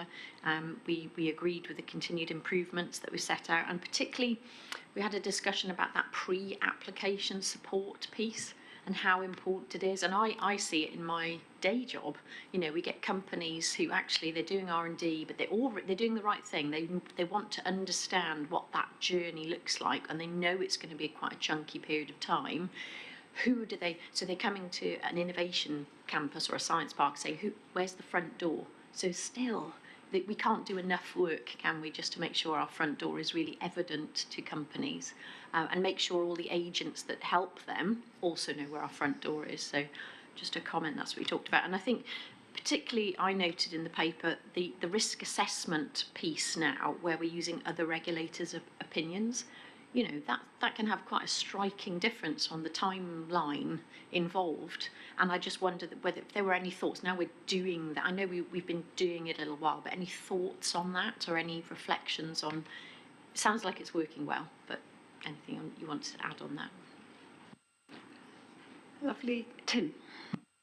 Yes, thank you. A bit of follow on. I mean, great to see the progress that's being made and really support how things are developing. I won't talk about the performance because obviously that was covered under business committee, but I think there's real opportunities about making the process more transparent. I mentioned something earlier about that, and Katie replied to that, which is very enormously helpful. The bit I just wanted to pick up on was the pre-authorisation support, and I think it'd be helpful to hear more about this as it develops. So, in one sense, following on from what Rhiannon was saying, I think that it's important that we help businesses and for the benefits of innovation navigate the process as it develops. However, and taking precedent from other market authorisation processes, is there any thought around whether it's an enhanced offer about this navigation or additional support that we actually get some cost recovery in that? Because that would be consistent with other business areas, and so I'd like to hear a little bit more about that. Thank you. Fiona. Thank you, Susan. Morning, everyone. I had a question about the extension of powers. It's a process question, really, and it seems like you're juggling a couple of deadlines. One, which is that the powers might be expiring, and you might then have to get an extension of those in order to be able to continue with any reforms that we need to build into the programme. But not knowing whether we're going to get that extension of powers or not. So it's a question of how quickly we need to put a plan in place in case the extension isn't granted, and what that needs to cover so that we're in the game with that extension or reform process and we don't let that drop. I assume, Fiona, that's about the rule, the changes that we're able to make as part of the rule bill when you talk about extension. It wasn't mentioned specifically in the paper. Okay, yes. Okay. So a bit of clarification on that, because we can, I think, is it June or July next summer, 26, I think, we have a window of opportunity for legislative change. But okay, we'll ask Emma to tell us a little bit more about that. Just gathering up a few questions. And anything else? Okay, well, let's run with those. So I think there's really maybe the easy one is just tell us a little bit more about other regulators' opinions and what we're doing and what impact that's having. And then the pre-application support and how that works and should we charge. And then the legislative opportunities. Thank you. Thanks, Chair. So on other regulators' risk assessments, you see in the paper the plans we have to expand their use from beyond renewal applications.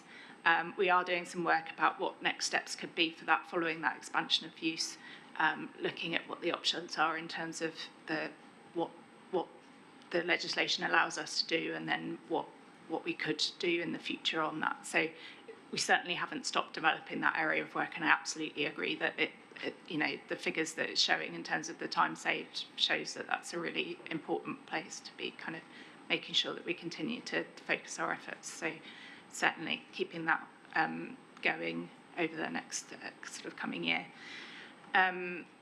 Pre-application, we talked a little bit about, obviously we've touched on that in the paper in terms of keeping to continue to improve our guidance online, looking at the offer we give, and actually that's where probably we'll hand over to Tom in a little bit, because we're going to learn a lot of lessons from how the sandbox is set up in terms of supporting applicants in that journey, and a lot of what we could use, what is developed through there will certainly help on wider applications as well. So we'll work hand in hand with the sandbox programme to make sure that those lessons and those improvements filter across into the wider market authorisations process. In terms of rule powers, so yes, we're talking about a June expiry, a date in 2026 for those powers, and actually we will need to kind of deliver any changes earlier than that due to elections coming in Wales and in Scotland, etc. So yeah, that's kind of, so we're progressing with this work on the kind of understanding that those may not get extended. So we're not banking on the extension of those powers, but it may happen, which will obviously be welcome. But in the meantime, we're progressing on a timeline that assumes they will expire. We do have alternative powers that we could use if we're unable to use them, but it's the most efficient way of doing it is via the Rule Act, because we can lay less legislation in order to change in order to change or implement our changes. But yeah, we'll obviously keep engaging with other departments on what the kind of plans are for the raw powers going forward as well. I wonder if I could just come in on the charging point that was raised. So board members will remember that this was, we did make reference to this possibility in one of our earlier papers to the board. It's not a priority for us at the moment. As Emma says, we're focusing on making our service absolutely as efficient as possible, and we think that there's more we can do to reduce the time taken to authorise products. And as Susan commented earlier, before we would consider any steps on charging, we need to make sure that we've got things running absolutely as effectively as we need to. Robin? Yeah, I just thought I might come in quickly on the other regulators' opinions piece, because obviously that's a new activity for us. And so Julie and I have been following that quite closely. And I would say, as well as being much faster and more efficient, also I think it is scientifically, actually best practice is what we're using as the best available science around the world, essentially, for these things. And perhaps just to reassure the board, this is certainly not a kind of rubber stamping. Each application gets looked at carefully, and in some cases, the answer is we don't think there's enough evidence from other regulators, and so it does then go back to the full risk assessment. So it's not an automatic process, and I think actually is a really good example of where you can do things which are a gain for science as well as a gain for efficiency. Completely agree with that. We may as well start with where the last regulator left off, and then look what else has come since then. That's good. Thank you. I mean, I think that on the issue of getting things through as part of the retained EU law bill, I think that is really important. We know how hard it is for us to get legislation through, and we would be really foolish not to ensure that all of the priorities we have are ready in time to go into that. And I think that really an action from this meeting is for us to, for the board to really hear about more detail about those plans and some sort of timeline that we need to be working towards, so that we don't find ourselves running out of road, particularly, as you say, Emma, given the complexity of the sort of devolved environment and elections and so forth. So let's look at that outside of this meeting. Emma, you referred to how the learnings from the sandbox might feed back into the main service, and I'm very, very keen that we do that. This is quite a big investment in cell-cultivated products, which is absolutely right. They're a real innovation and it's a real opportunity. But in order for us to get the best value for money out of that investment, I think it is important that we use that to improve our overall service as well. So, Tom, do you want to just tell us a little bit more about that? Well, actually, let's open it up to the board for any specific questions, and then I'll give you a chance just to elaborate a bit more on what's happening. Fiona. Small question.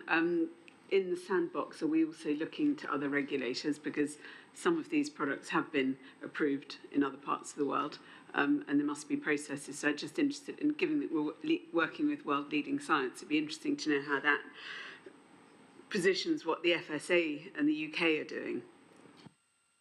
Yes, it would be good to know, Tom, how I'm sure the sandbox will be engaging internationally, but it would be good to hear a little bit more about that.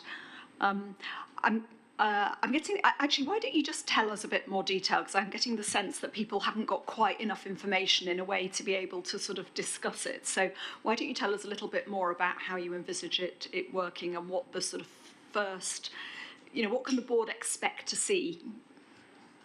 Absolutely.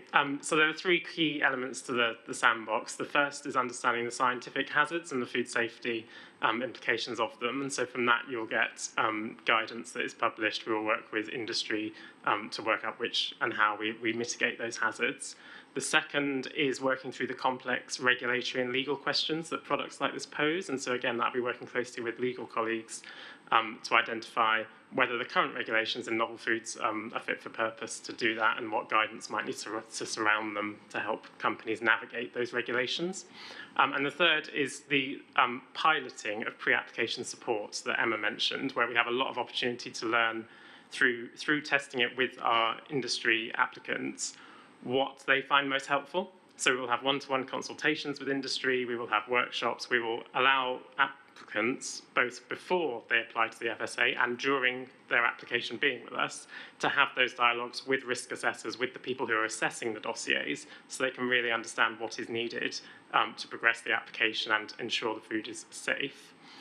Part of the sandbox as well, picking up on the question on international engagement, we will be setting up an international regulators forum, and with that we will bring in the expertise of regulators across the globe, but especially, as you mentioned, there are some that have already authorised products like this, such as in Singapore, and those partners will be brought into those conversations, and we've already begun that engagement. Thank you, Tom. Might be helpful, actually, could you just give us, I think we've got 3 or 4 applications which are already in the authorisation system, and they presumably will just continue to chunter through that service as is, but maybe tell us a bit more about that. And it would also be, I think, interesting to know what you think the potential is in this area. What are we, are we expecting to see 1 or 2 more applications coming through, or do we think there's going to be 20 applications over the next couple of years? What's your initial sense of the scale of the sort of demands, I guess, that there are going to be on the authorisation system? Yes, absolutely. So we have 4 applications in the service at the moment, who, as of when the sandbox starts, will obviously have additional resource to assess those, and they will continue through our process and benefit from the activities I described. We anticipate from our industry intelligence and the surveys we've issued that we could be receiving up to 15 applications during the time of the sandbox. But it's worth noting that is obviously dependent on industry and how prepared, how ready they are with their technologies to come forward for a novel food application. Thank you. Oh, gosh, lots to do. Who are we going to go? Well, actually, let me take a question from Rian first, and then I'll come to Robin.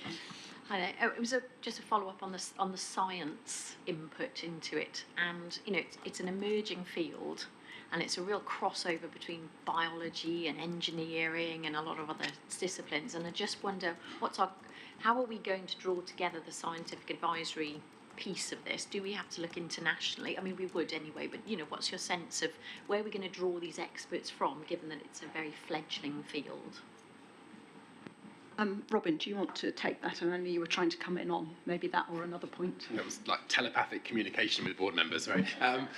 Yes, so I just thought it might be useful to say, so first of all, obviously, this whole area, cell-cultivated products, is quite a range of different things. There are some relatively simple products there, but actually probably the majority are, I think it's important to stress, really, really complex science, innovative food. And for that reason, I and other people in CERD are actually probably much more closely involved with this than we would be with a routine novel food application all the way through. And it's a fascinating and challenging area. So I think it's quite right we're dealing with it in a sort of slightly different way.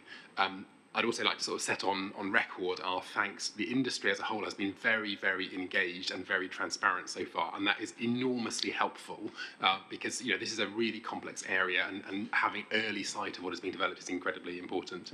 And to your question, Rian, absolutely. I mean, this is absolutely an international field, and both the industry is an international field, but also our risk assessment needs to be too. We will, as part of the sandbox, be recruiting specific external experts as a subcommittee of one of our existing scientific advisory committees. And as always, we will look internationally as well as domestically for that.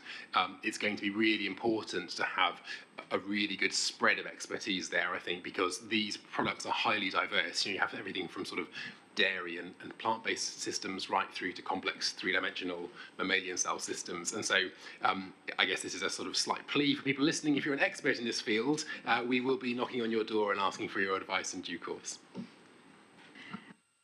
Thank you. Katie, did you want to comment on this?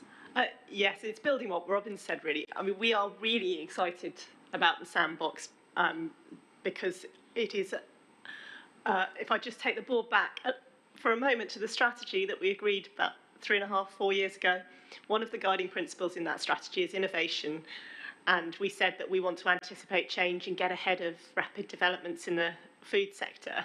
And the sandbox is a brilliant example of doing that. And I think it is really important to draw that distinction between the service that we operate as a whole, much of which is, it's complex, but it's products we know how to deal with.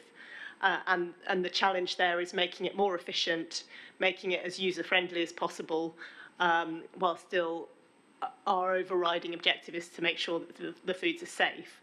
In the sandbox, we're dealing with an area where we are running alongside the emerging science, and we and the other regulators and the businesses are all collectively grappling with this challenge of how you assure food safety in this new and emerging sector. So this is a really good way for us to be doing it appropriately in concert with the industry. It's called a sandbox, and it's a concept that lots of regulators have used because it enables you to do it in a kind of safe, controlled, measured way. But I'm hopeful that we'll be able to really kind of advance the thinking on this collectively, and I think it's an excellent space for the FSA to be in. Thank you. Rick? Just to add, in terms of UK investment in the whole area of alternative proteins, it's around 60 million. That's gone in recently. There's 4 new centres in the area, including one at Imperial, one at Bath, a national centre for National Alternative Protein Innovation Centre, which just launched as well. So there's a lot of scientific investment from UK and others as well, in parallel to what we're doing. So, yeah, Rick, just so that 60 million, that's research money being invested. Research and innovation money, yes, but it's helping build the scientific capability that we have and the research capability we have in the UK. Sure, thank you. Great. Well, Tom, you can hear there's a lot of interest in this from the board, and I think I'd like to discuss with you and Katie outside this meeting what's going to be the best way to keep the board informed of progress. It's a tricky one. We're all interested in it, but in reality there are no decisions for the board to make about this really until these tip into the main service. So let's think about what's the best way to do those updates, but it may be outside of board meetings. On the market authorisation work, Emma, we've spoken less about it, but I think what I'm hearing is an absolute endorsement of the way forward. We really want to streamline the system.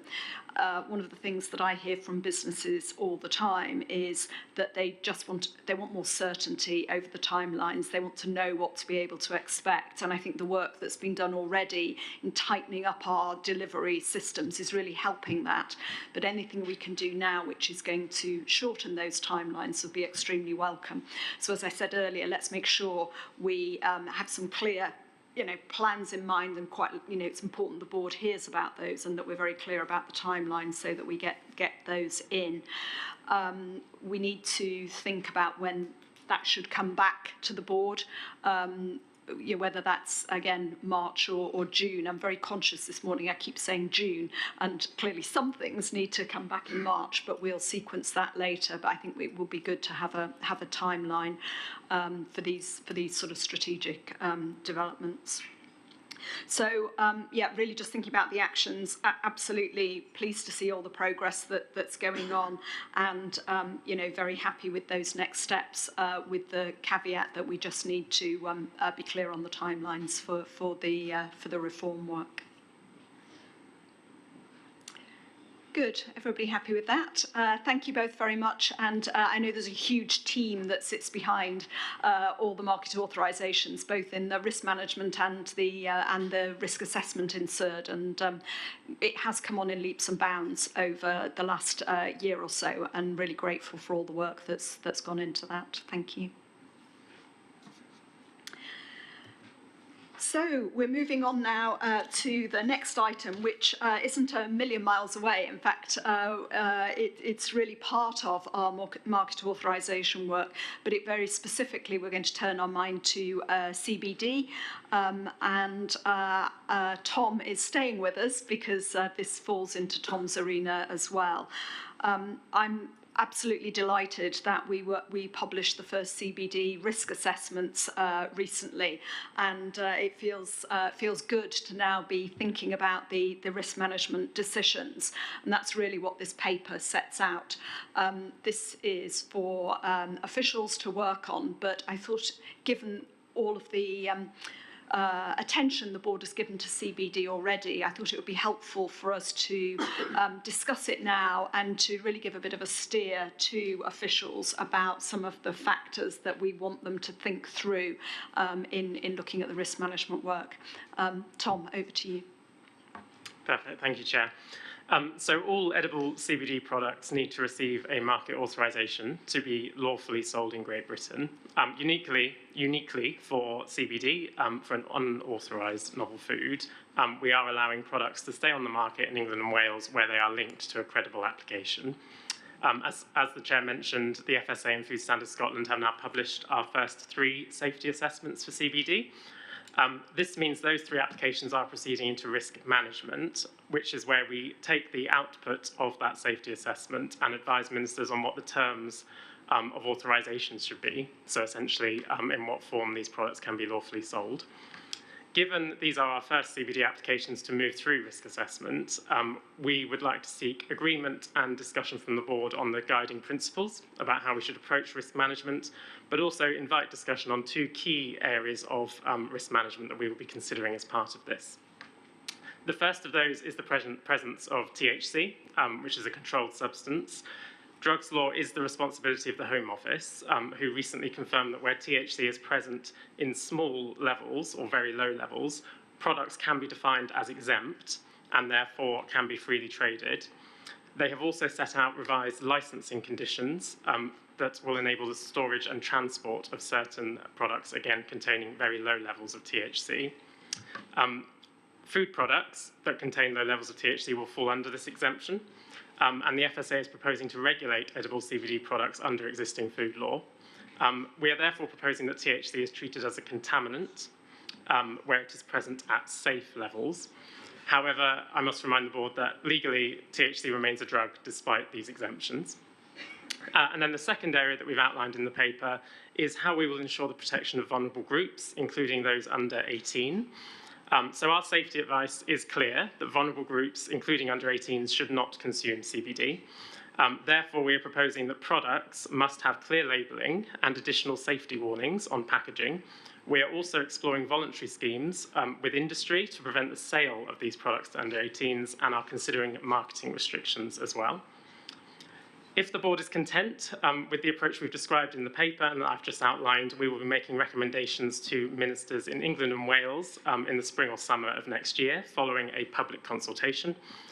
Food Standards Scotland will, of course, be making recommendations to Scottish ministers, and it's definitely worth noting that in Northern Ireland, under the Windsor Framework, products authorised in Great Britain can be sold via the Northern Ireland Retail Movement Scheme, but they will not be authorised. They will not have an authorised status in Northern Ireland, given Northern Ireland follows the EU law. And then just to conclude, we have had a question in advance of the board on CBD, which I just would take as a quick moment to address. So the question was asking whether we notify about when applications are rejected and things are removed from the public list. And I can confirm that removals from the public list are displayed on our website, and we do include updates on applications and removed items from the public list in our market authorisations newsletter, which stakeholders can sign up to. Thank you very much, Tom. Really good to hear the sort of initial thinking on that as set out in the paper, and feel very confident board members will want to chip in, as do I, but I'll hold back for a moment. Mark, your pet topic. You can tell, can't you, that I'm itching to contribute. Yeah, this is a really helpful paper. Tom, thank you. Having said that, there are a couple of bits that I fundamentally disagree with. But what I don't disagree with is the direction of travel. I think to regulate these products as a food is the right thing to do. So the rest of the comments I'm going to make need to be sort of taken in that context, if that's okay. Susan, we're asked to comment on or agree the principles and then comment on how they might be applied. So I'm going to try and schedule my comments in that kind of way.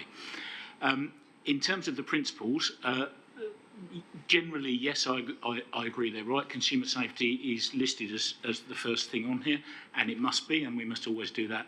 What I would say, though, is that consumer safety isn't just about the CBD. It's about what we know about the illegal cannabinoids that are an inescapable component of these products, and the impact that consuming those cannabinoids may have, not in terms of necessarily the direct impact on the person consuming them, but on their wider kind of behaviour when driving or operating machinery or any of the other things where the consumption of drugs is a bad idea. So I think I would support us taking that term consumer safety in that wide context, not just about the safety of CBD specifically. Principle C, ensuring compliance. I'm not exactly sure, and I welcome your thoughts on exactly what that principle means. I do take issue with the fact that CBD is no different to any other novel food, because in my mind it is, because of this inescapable link to controlled drugs. There are not many, if any, novel foods that have these controlled drugs in them at the start of the process.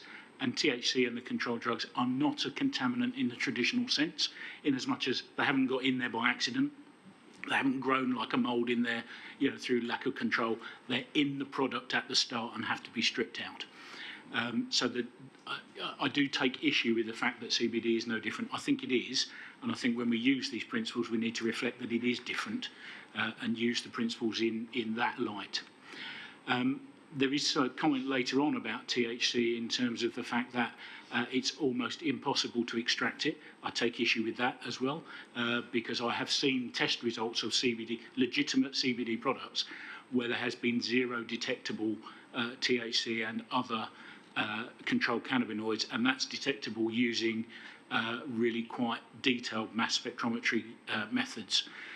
So I do think it is possible to remove it. I think the ability to remove it comes down to cost, and I think actually that's something that we can use regulation as a food to assist keeping consumers safe in the consumption of CBD and avoiding the consumption of these illegal cannabinoids. So conscious that I've probably spoken for far too long here, I would like us, generally I accept these principles and I would like us to use them. I'd like some clarification around what C means. I'd like the consumer safety principle to include that in its widest sense. And I would like us to use this actually to regulate these products so that they contain a zero detectable limit of THC and other illegal cannabinoids, because I know that it's possible to do that. I'm very supportive of the sense of direction in terms of vulnerable consumer groups as well. I think that's the right thing to do given the powers that we've got. I think given the sort of specificity of some of those, I'm going to ask you, Tom, to respond to those first, and then we'll pick up on wider comments from the board.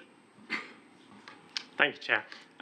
So to start with consumer safety, so obviously we have the risk assessment, which is based on food safety, but in risk management we take into account all the other factors we would want ministers to be aware of when we make recommendations, and so any elements that we feel are relevant to ministers in making determination we will include. So it's not just the pure safety assessment and the risk assessment.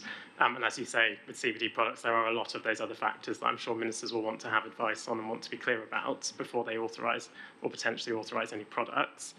I think it's worth also saying that although we've mentioned that we're treating THC as a contaminant, the levels that are going to be most likely acceptable in products are going to be quite low based on the food safety case, and most likely much lower than what the Home Office is setting out in terms of its exemption level. So I think we should be clear we are talking about trace levels of THC, but nevertheless definitely accept the point.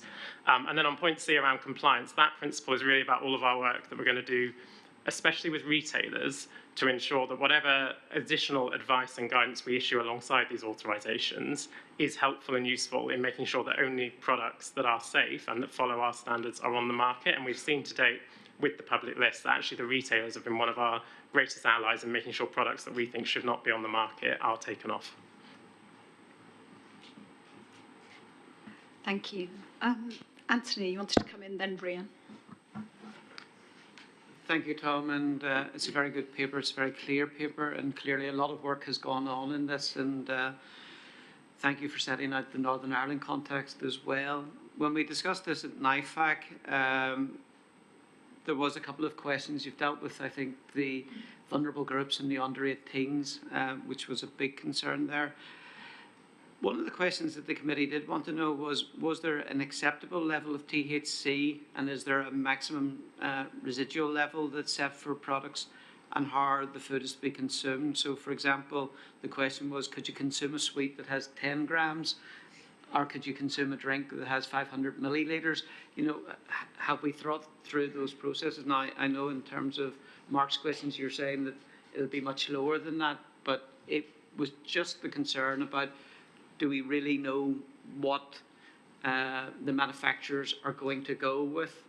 And there was also a clear welcome from the Home Office for giving good guidance on the area and at least moving this forward. So, thank you. Brian? Thank you. Thank you for the paper. I think it's raised a lot of really interesting points to reflect on. So when we discussed it at WFAC last week, there was agreement amongst the committee about the principles as they're set out.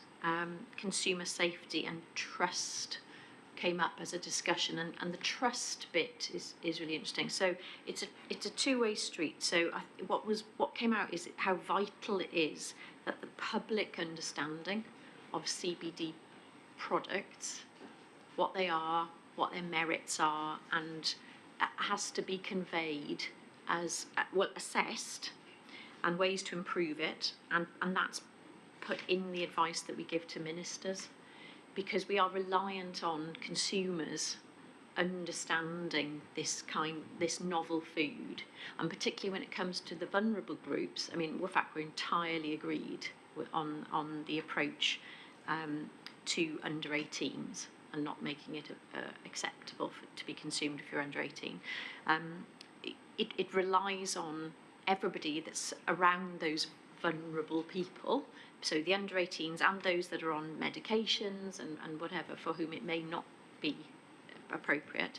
They have to understand that, and I think it's within our responsibilities to help that as much as we possibly can. So our comms approach to these novel products, I think, is an important one, and making ministers aware of that responsibility that I feel we have. So no, shared the concerns around vulnerable groups, and I think probably that's it. One point that came up was around CBD as an ingredient, and how a lot of food manufacturers will receive that ingredient, so they haven't made it or developed it themselves, but they are buying it in order to put it into other products. And there's a bit about borders there and how we are importing that ingredient, and also what we can do as a regulator to help food manufacturers understand what it is they're buying and how they're handling it and the responsibilities they've got. Thank you. Rebecca, did you want to respond on that specific point? Actually, I just wanted to come back to THC, if that's right. Oh, no, then. I'm just going to take the rest of the questions and we'll scoop that up at the end. Fiona. Thank you, Susan. Yeah, I just have a question of timing. If the new authorised products come into the market with conditions in the summer, it leaves potentially the scope for products on the public list which are on sale not to be subject to those same conditions of sale. So it's just, how do we navigate that discrepancy during the time that it will take to catch those products up through the authorisation process? And one technical question, is a condition of sale going to be the requirement to get a licence for transport, given the risk of THC residue in the product? Just, you've flagged it as a Home Office requirement, so it's one of those things that will have to go into the mix, I'm assuming. Thank you. Margaret, do you want to? Just very briefly, just to add, I totally agree with everything Mark said. And you put it so eloquently. and in such a detailed way, just to add to that whole mix of just slight concerns about how it's going to work. The obvious one is 18-year-olds. How are you going to stop an 18-year-old getting hold of it? Very difficult when you think of things like alcohol, and it's just almost impossible. And so actually not having it there is one way of not having the THC in it. And then the second thing is the practical enforcement by LAs or the police, very difficult. And again, I'm not sure how well that's been thought through. Okay, thank you. So a number of questions, mostly things to just take away and think more about before this comes back to us. And of course, the risk management stuff will go out to public consultation in due course. So this is a kind of early go at it. The point that I guess I wanted to add in really builds on Rian's point about vulnerable groups, because we're relatively accustomed to trying to manage sales to under 18s, not perfectly in the enforcement, but that's quite familiar.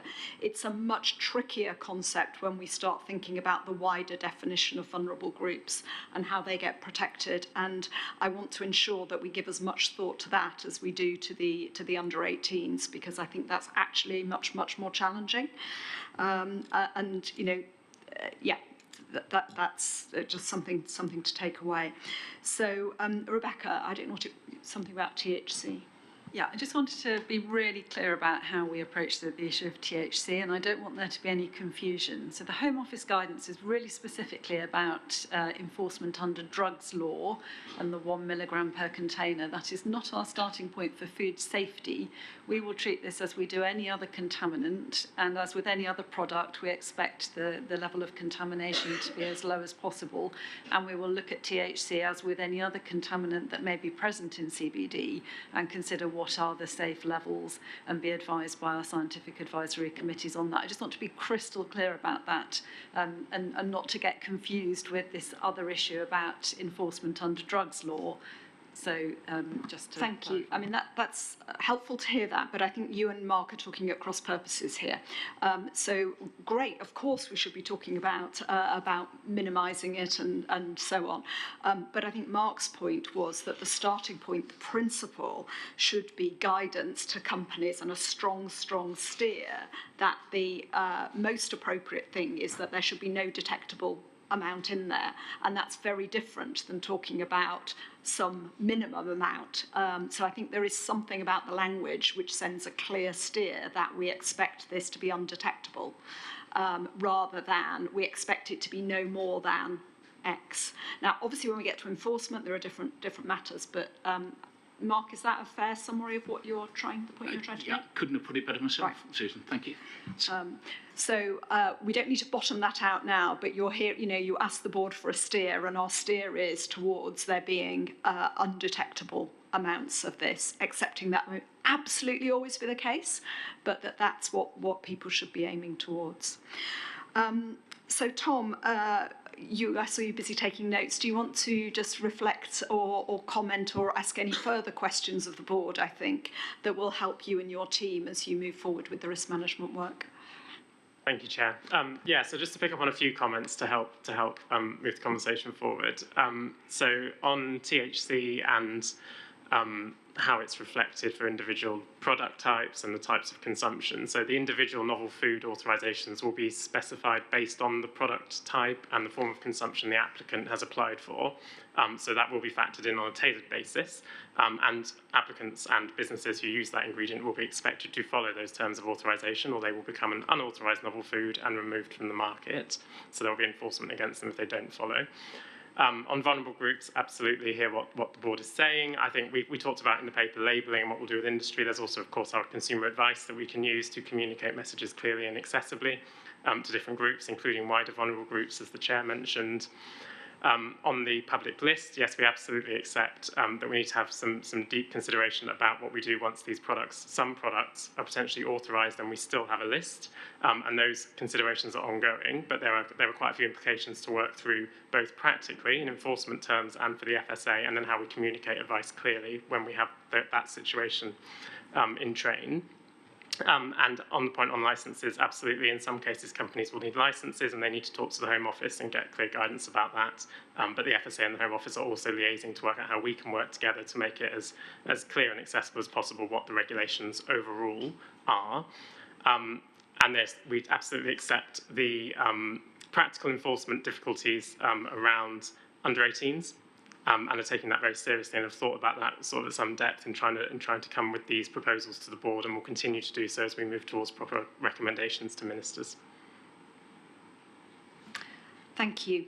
So just thinking about the sort of actions from this, you asked us to agree the principles. We've had a little bit of discussion about that. Mark's made some very specific points. So I think what I'd like to ask is for officials just to have another look at those, think about them again, and then share those with the board by correspondence, in short order, because those really will set the backdrop to the risk management work, and we can report that at the next time this comes to the board. But let's do that by correspondence. And then I think once we've got those principles, you've had some clear steers on what we're expecting in relation to the risk management considerations, and we look forward to seeing the proposals that come forward. And as I said earlier, those will go out to public consultation. Do you have a timeline that you're working towards, Tom, or that you're hoping to get that consultation out? Yes, so the current timeline is early next year. So hopefully within the first few months of next year is when we're aiming for. Obviously that is dependent on bottoming out some of these issues. So early being sort of first quarter of next year, is that? Yes. Okay, okay, thank you. Yeah, well, we need to think about that. Hopefully then the consultation will be out before the next board meeting, so it may be that we need some correspondence along the way just to keep us in touch with that. Okay, everybody content with that? In which case, Tom, thank you very much for sort of double duty on 2 papers. Yes, we will, I'm sure, see you again before too long. Thank you. So we're now got ourselves back on time. That was a good discussion, and we're going to turn our attention now to the National Food Crime Unit, and this is our annual update. I'm delighted to be joined by Andy Quinn, who's the director in that unit. I think what's interesting to me, Andy, is how much there is growing recognition of food as a crime. We're seeing, it seems, more and more media coverage of this, and I don't know if that reflects some change in the underlying position, maybe cost of living crisis and so on, or whether it's just people have become aware of something that was already there. But whatever it is, it puts a real spotlight on the work that the NFCU do. So I think it's very timely for us to have this update, which sets out quite nicely the activity you've been doing over the last year. And I suppose it really is the board's opportunity to comment on the areas of focus for next year, and that is important. We could do so much more. If we had twice as many people, we could do twice as much work. But given the resources we've got, it is important that we focus in the right areas and that we have a shared understanding of where they may be. But Andy, why don't you just tell us a little bit more about your paper? Thanks. Thank you, Susan. And once again, I'm very proud to be here today, representing all my hard-working colleagues in the NFCU. And I'm grateful to them for the increasing number of successes that we're able to report on this year. I'm clearly not going to summarise the entire paper, but would like to mention just a few key areas.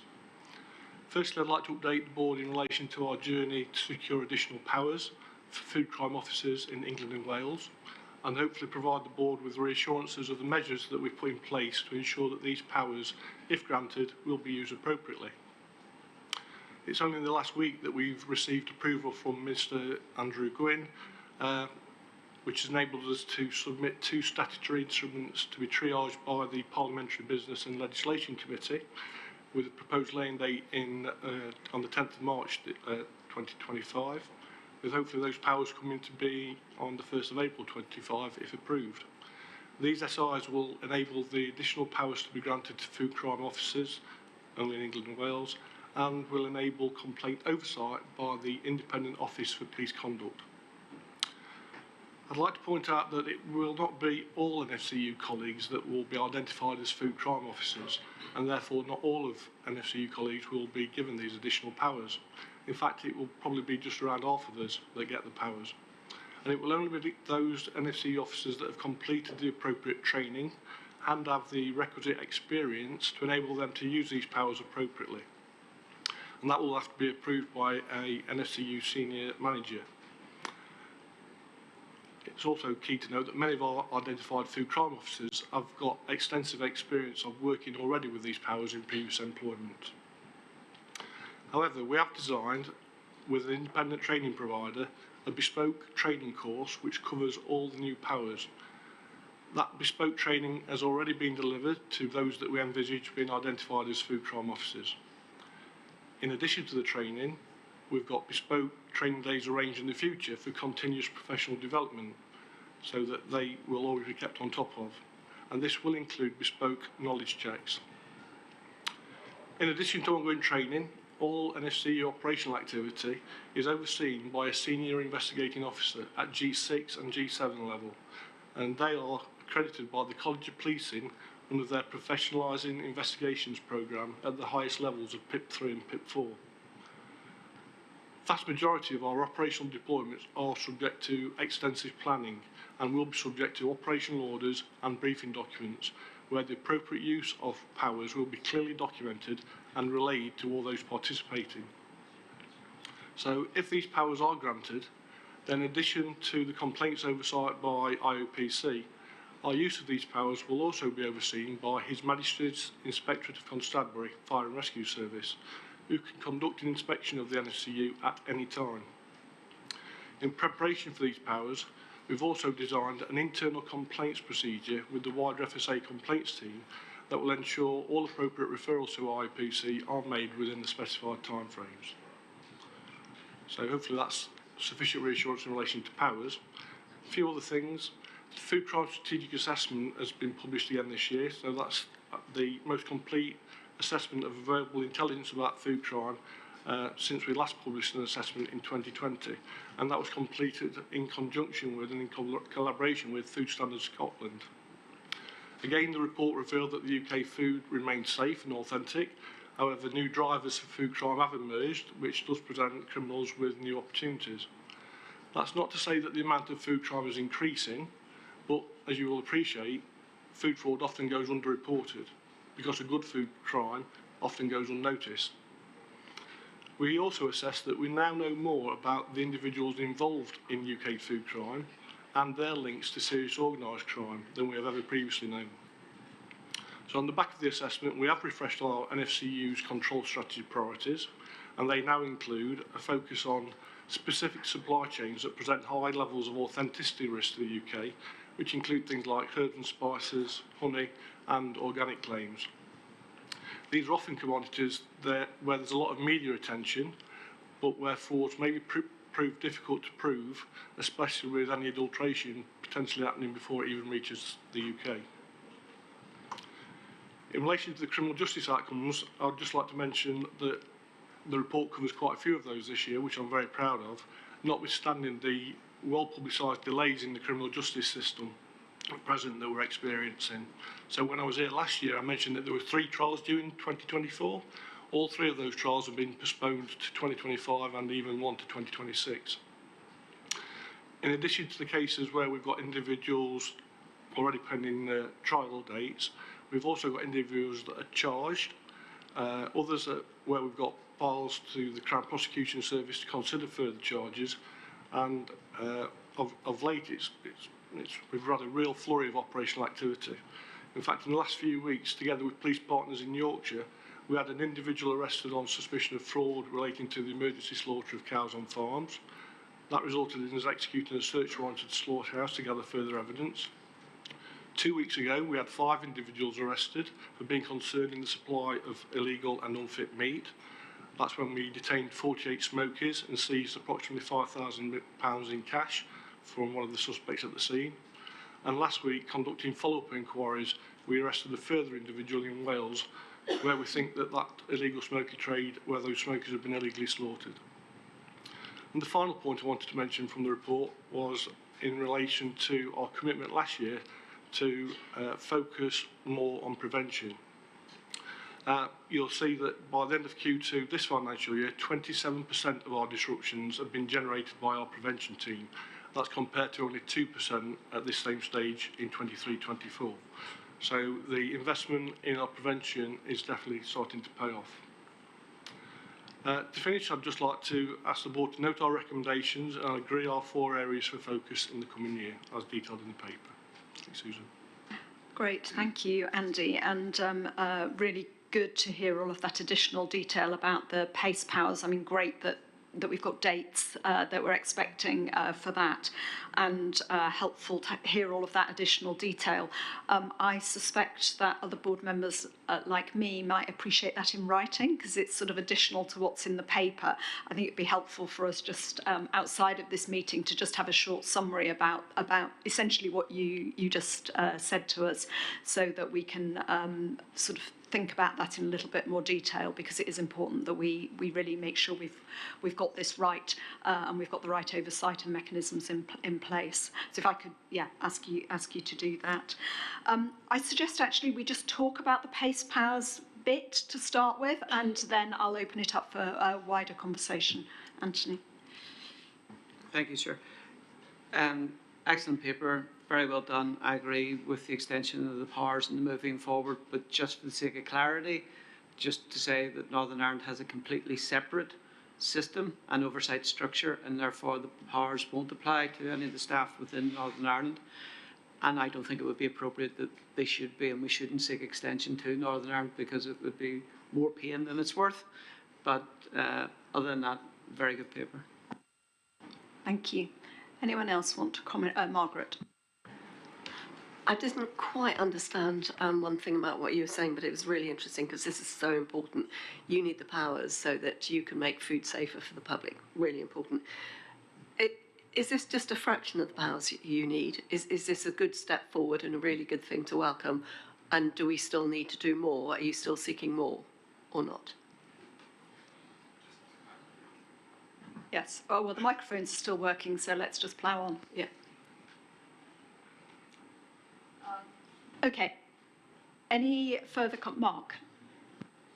Yeah, just in terms of powers, Susan, I think we as a board need to recognise that when you get these powers, Andy, that does represent a change in risk to us, because the use of these powers will open us up to risks that we've not had before, and that we probably need to include an assessment of those risks when we look at our risk matrix and the way that we manage risk, and I'm sure Anthony will be across that with ARAC as well.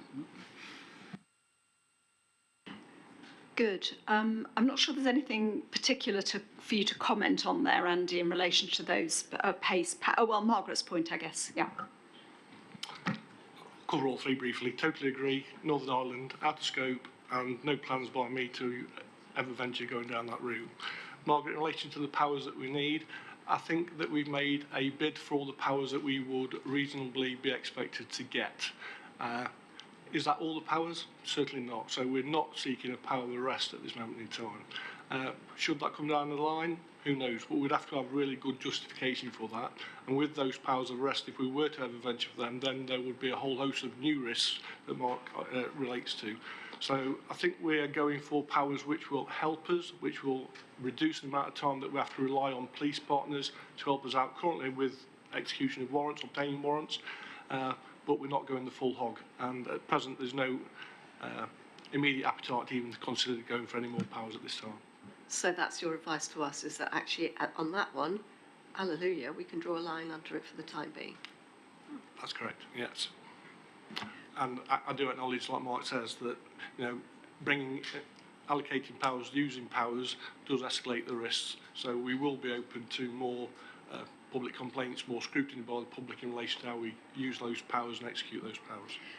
So yes, as I said earlier, I suggest that if you do a short note on the plans you've got in place already, and then we can consider whether the board's content with that, or whether we want to see something coming to a future meeting where we specifically discuss that. It may be something that ARAC pick up, but let's get the paper first, and then we'll think more about it. Sorry, Tim, I missed. You wanted to come in. Yeah, thank you. Quite a fundamental question, one you probably need to come back to us on. But the scale of tariffs against these crimes and the confiscations, have we any evidence that they are acting as a sufficient deterrent? And do we have any leverage in changing those if we were discontent?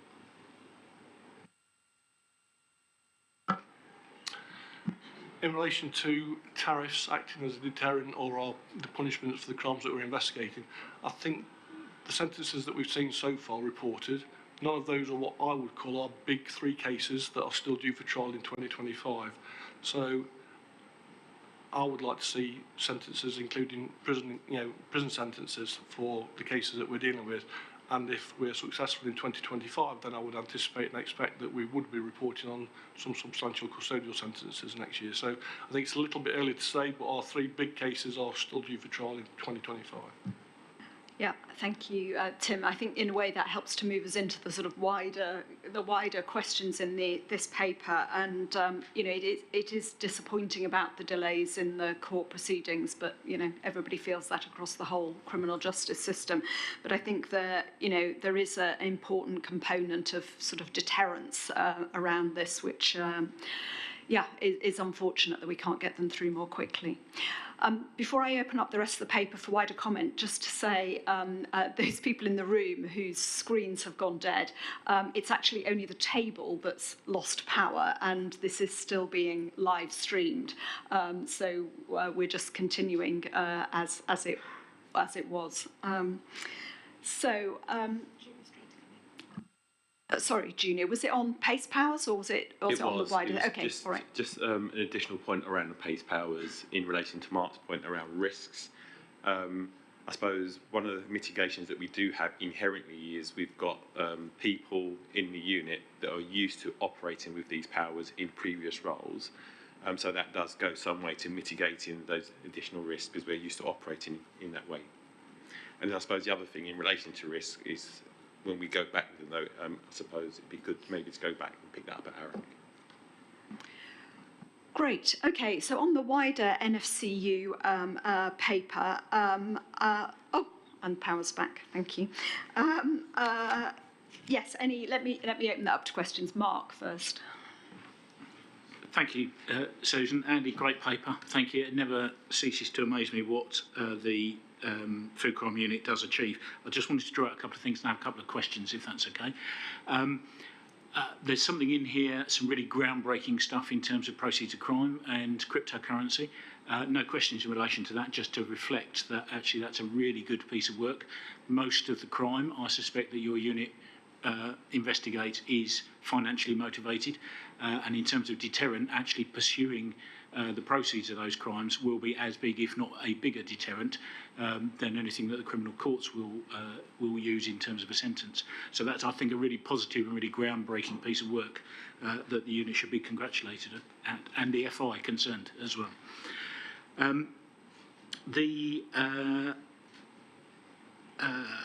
Sorry, lost my place. Where am I? Just in terms of the refresh of your priorities, really supportive of those. You asked us to comment on those specifically. I do have a question specifically around the supply chain and around honey. I know there's been a lot of conversation around honey. My concern is that a lot of the concerns raised about honey are based on a lot of media reports, which are based on scientific techniques, which are not all that well accepted, and where there's a lot of conversation around those. And in fact, we publish on our own website lots of information around those techniques and the fact they're not accepted in courts in the UK or the EU, I believe. So I just want to be reassured that we're not pursuing honey specifically based on any kind of false perception of the fact that actually there's an issue there which may not be there. The other issue, really, which I think is really important, Susan touched on this, is court delays. And the old adage about justice delayed is justice denied is really important in terms of the deterrent, which we've already mentioned.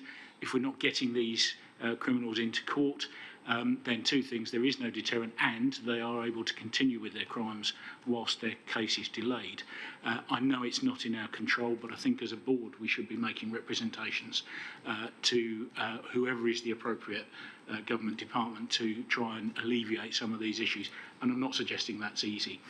My question around that, though, is just going back to proceeds of crime. I'm conscious that there are other routes other than securing proceeds of crime through criminal prosecution. There are civil recovery options, and I'd just like to know whether we are using those, have any plans to use those, whether we've got staff who are qualified to use those as well. Thank you. Margaret and then Anthony. Yeah, I just want to actually say well done. It's fantastic. The work you do is always fascinating. Mark has, again, raised a couple of points. So what I'm saying sounds a bit negative and trivial because that's all that's left, but I'm going to say it anyway. 3.2, I'd have said the vast majority, as opposed to the majority that all food is safe, because we do have these rogue food providers. It's really good to see that you are now routinely punishing those. I'd call them alleged criminals until the courts actually find them guilty, but you are punishing those who are eventually found guilty in the courts, and yeah, agree to the 4 areas of focus. Anthony? It was really just a follow on from Mark's and access to some of the other mechanisms, and the one I was thinking of was unexplained wealth orders and whether or not you actually had access to that. Obviously, a lot of what you do on the organised crime element of it, where there are multiple actors, you'll be doing with the NCA and the regional organised crime unit. So hopefully, if we don't have the powers, we can certainly engage those agencies that do have the powers to actually make the impact that we need here. Thank you. Anthony, I think there's some really helpful suggestions there about us looking for other opportunities and other ways that we can kind of hold people to account, I suppose, for want of a better phrase. So it'd be good to hear your thoughts on which, perhaps we're doing that already, but just to hear a little bit more about that. And then you may want to pick up on some of the other points that have been raised. Thank you. First of all, acknowledging the comment about proceeds of crime and the cryptocurrency breakthrough, which was a first for UK policing, let alone Food Standards Agency. So one of our financial investigators managed to realise cryptocurrency in a particular form, Monero, which had never been cracked before. So fantastic achievement, and suffice to say that my inbox was flooded, literally flooded within hours of days by several police forces and regional police forces asking questions about how we've gone about doing it, and so that lesson's been now shared with wider policing, so that was good news for the organisation. I'll follow the theme in relation to financial investigation. It is key as a deterrent, and our financial investigators are appointed at the start of all of our investigations to look at opportunities. I'm pretty sure that they do have the powers under civil recovery for some of those things. I'm not so sure about the power that you refer to, so I'd have to double check on that one. But clearly our preference is the more that we investigate, the more that we seek, if they are identified as bad actors, then we're going to seek to prosecute them for the fraud offences. That is the reason why we've probably instigated the interest in them in the first place. And then follow that up through our normal route with confiscation orders and requests. And that is applied on all our cases. So even the defendant that was sentenced recently that's in the paper to community hours, we're still following that up with a proceeds of crime confiscation order application to try and take whatever proceeds of crime off them that we've got. So the fact that they may have escaped prison because they entered a guilty plea and all the rest of it early and got a lot of mitigation in, we're still going to take the money off them that we suspect that they've gained through their profiteering. In relation to your question around honey, Mark, I can assure you that we have not instigated, and I'm not seeking to instigate any sort of prosecution at this stage in relation to anything to do with honey. That's not to say that we wouldn't, but it could not be made up purely on the tests that are available to us presently. And the FSA's advice talks about, and this is advice that we give generally to local authorities because they would most likely be the prosecuting agencies for these cases. It would have to be on a weight of evidence, so testing would be an element of it. That said, it is recognised that a more robust test and standards to be held against honey is required, and the FSA are working very closely with DEFRA to devise and look at those tests. I'm sure I'm looking at scientific colleagues. If I've missed anything or misrepresented anything there, you'll put me right, but that's our position on it. So we're not chasing honey at the minute. And the court delays, whilst I acknowledge the court delays are frustrating, I'm pretty sure if we put it into context that there are other cases that I can understand are probably more important and more pressing for the public than our own cases. Murders, rapes, firearms, just off the top of my head, I can understand why we don't always get top priority, both for the Crown Prosecution Service for reviewing our files and the criminal court systems.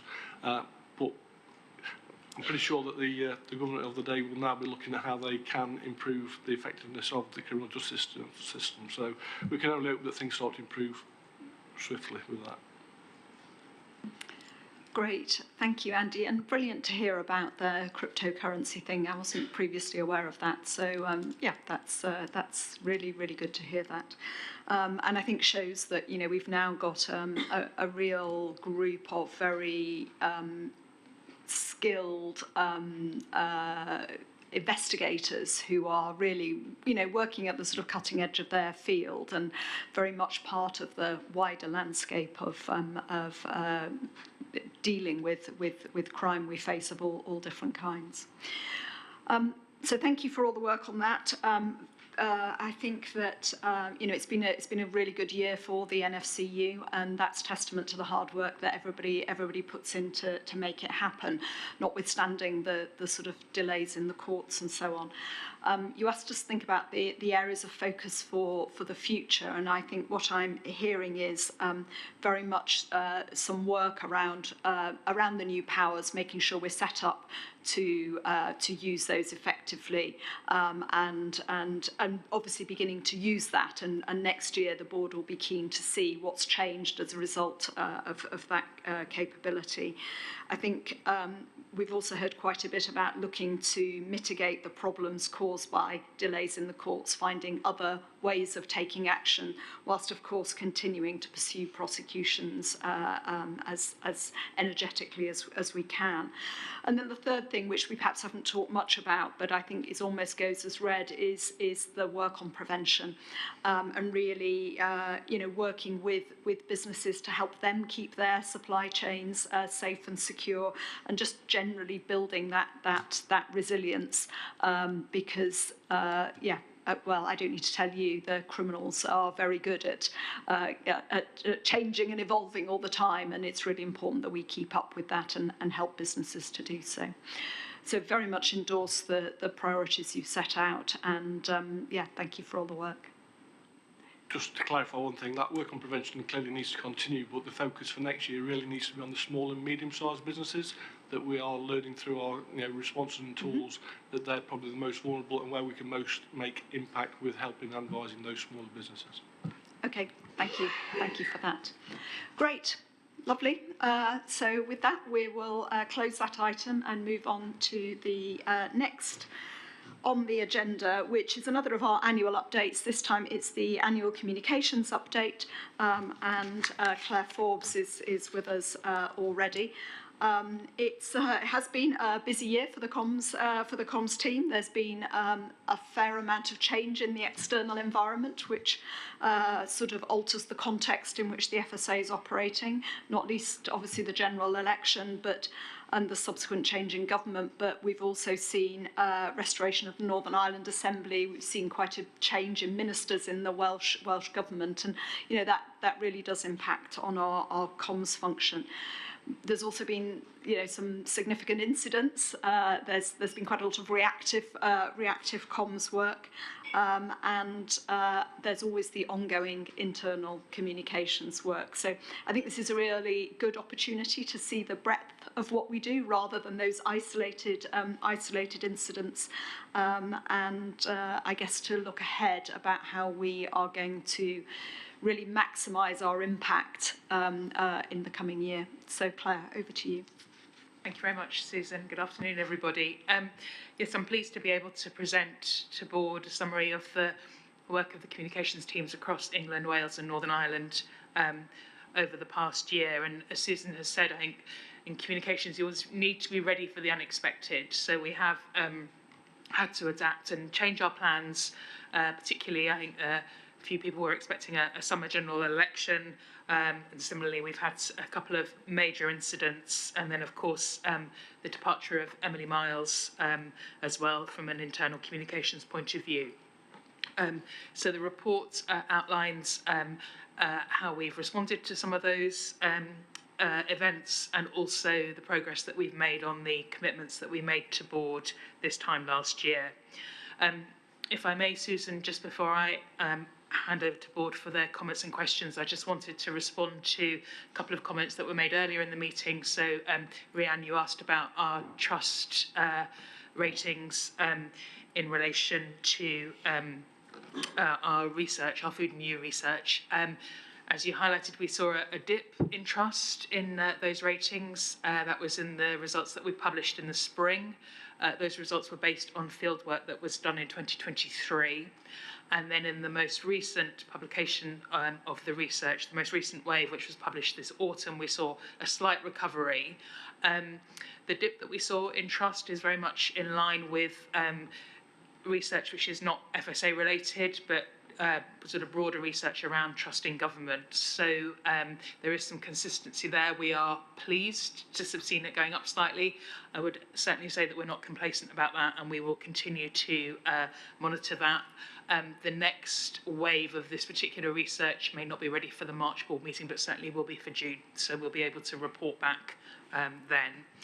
And I also just wanted to come back, Tim, on your comments when we were talking about Beauvais earlier and the importance of really clear and simple communication. I absolutely fully agree with that. And I think one of the things that we are trying to do more and more, and it's covered in the report and is a priority for next year, is to really think about who our audiences are. There's no one-size-fits-all approach to communications anymore, and so really being able to understand our audiences, what their needs and preferences are, I think is essential to that clarity that you were talking about. So that is very much on our minds. And then, Susan, just finally, particularly be interested in board's view on our priorities set out in the paper for next year, perhaps especially with regards to our 25-year anniversary, which is next year.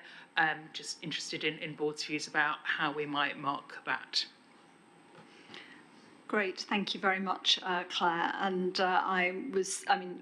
really interesting report. You know, the sort of detail in a way is what brings this all to life. But I think we shouldn't ignore the data that's in one of the annexes about just the sort of metrics and really seeing that, you know, more, you know, particularly the stakeholder messages are sort of, you know, almost up 50%, I think, on last year, but still maintaining very high levels of engagement. So I think that's really tangible evidence of how hard the comms team are working in generating all of this dialogue and engagement. So thank you for that. Okay, let me open up to comments from colleagues on the comms work, and Margaret, you need to. Thank you. Claire, you've done an amazing amount of work this year, so thank you to you and all your department. I'm always worried about making sure that we are reaching the vulnerable, depending on what the message is, and that's always the most difficult area. I'm still not convinced that we can reach the most vulnerable when it comes to allergens, for example, but I accept you're doing your best, and I do see that we are improving considerably on that. And if I could find an answer for you on that, I would give it, but I can't. So I recognise the challenge, and I think it's something we just need to constantly think about.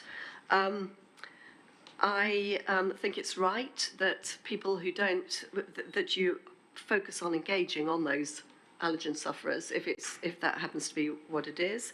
I noticed, for example, on the mustard case that you mentioned, that you do get 75% of engagement, but that still leaves 25%, which is quite a high proportion, not engaged. And that then leads me on to that particular incident, which you cite as a case study. Now that it's over, I'm interested, and Susan just touched on it, what lessons have been learned for the future around that. The type of questions I'm thinking of are, did internal communications between your department and other departments involved, like incidents or policy, did your communications on public messaging work between those departments? Also, do we get the messaging to the public out quickly enough? Do we get it out in an understandable, simple, plain English type of way? What about the way that we communicated it? For example, there were a lot of Fridays when there were very long lists of, say, up to 50 products, maybe even more. You know, week after week. Did that reinforce the message, or did that actually begin to undermine it in the end? So these are the questions I think we need to consider going forward. And then just in answer to the other question you asked about 25th anniversary, of course that is going to be something that we can celebrate. If we can find a way to bring the public into it, that's a good thing too. But real sensitivity to people who, through food, not through our fault usually, but others, have died and lost their lives, and also to the incredible families who've ensured that even those incidents have left a legacy. So some sensitivity about the way we go about dealing with that 25th anniversary. Thank you, Margaret. Lots of very detailed points there, which I'll come. Well, most of those related to this sort of incident, I guess. Is there anything anybody else wanted to say on our incident handling? And noting that this is one of the areas, Claire, you've identified for next year as really being a priority. I wonder if you want to just respond to Margaret's comments and maybe say a little bit more about what you hope to do next year. Thank you, Susan, and yes, thank you, Margaret. If I perhaps focus in specifically on your points about the kind of peanut mustard incident, and then we can kind of broaden it out more generally. With regards to peanuts mustard, that was, I think, it was quite a complex incident for us to deal with. It went on for quite a few weeks, and it evolved. And I think our priority at the beginning, while the investigation into the contamination was going on, was really to communicate to the public and help them to kind of manage the risk, help those people with peanut allergies to manage the risk. So we were very aware of the need to communicate with clarity, but also kind of aware that certainly at the beginning there wasn't a huge amount of detail available. So that was a balance that we had to draw. I mean, I think we have done a comprehensive lessons learned exercise within the communications team, and some of the things that we have picked up, you have identified. So alerts throughout the duration of the incident, we flagged over 300 products in our alerts, and we're very aware that that is a huge amount of information for consumers to navigate their way through. So one of our things that we're looking at going forward is how can we make that kind of information clearer, more simpler to navigate for people. Similarly, our research, I was really pleased that during the incident we were able to do research amongst people with peanut allergies. As far as I'm aware, that's the first time we've done that specifically, and that gave us some really useful insight into how people were getting those messages and the action that they were taking as a result. The news media remains the kind of predominant channel by which people heard about our guidance and our advice, but word of mouth, particularly within the kind of community of people with peanut allergies, was crucial as well. And so going forward, I think we need to continue to think about how we can tap into those communities. And then finally, our relationships with the allergen charities has proved absolutely essential this year, and we're very grateful to them for their partnership and their support, both on this incident and earlier in the year when we did our vegan labelling campaign. And they've really been able to advise us in some of the messaging and how to communicate. So we look forward to continuing with those partnerships kind of going forward.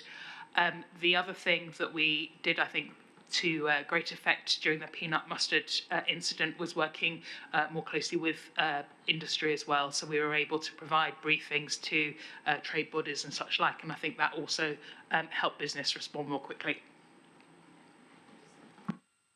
Just very briefly, and it may be not one that you can answer now, but also to bring into that consideration how it went, whether we internally, the internal work, whether the communications were good between departments and whether the messages were getting out fast enough.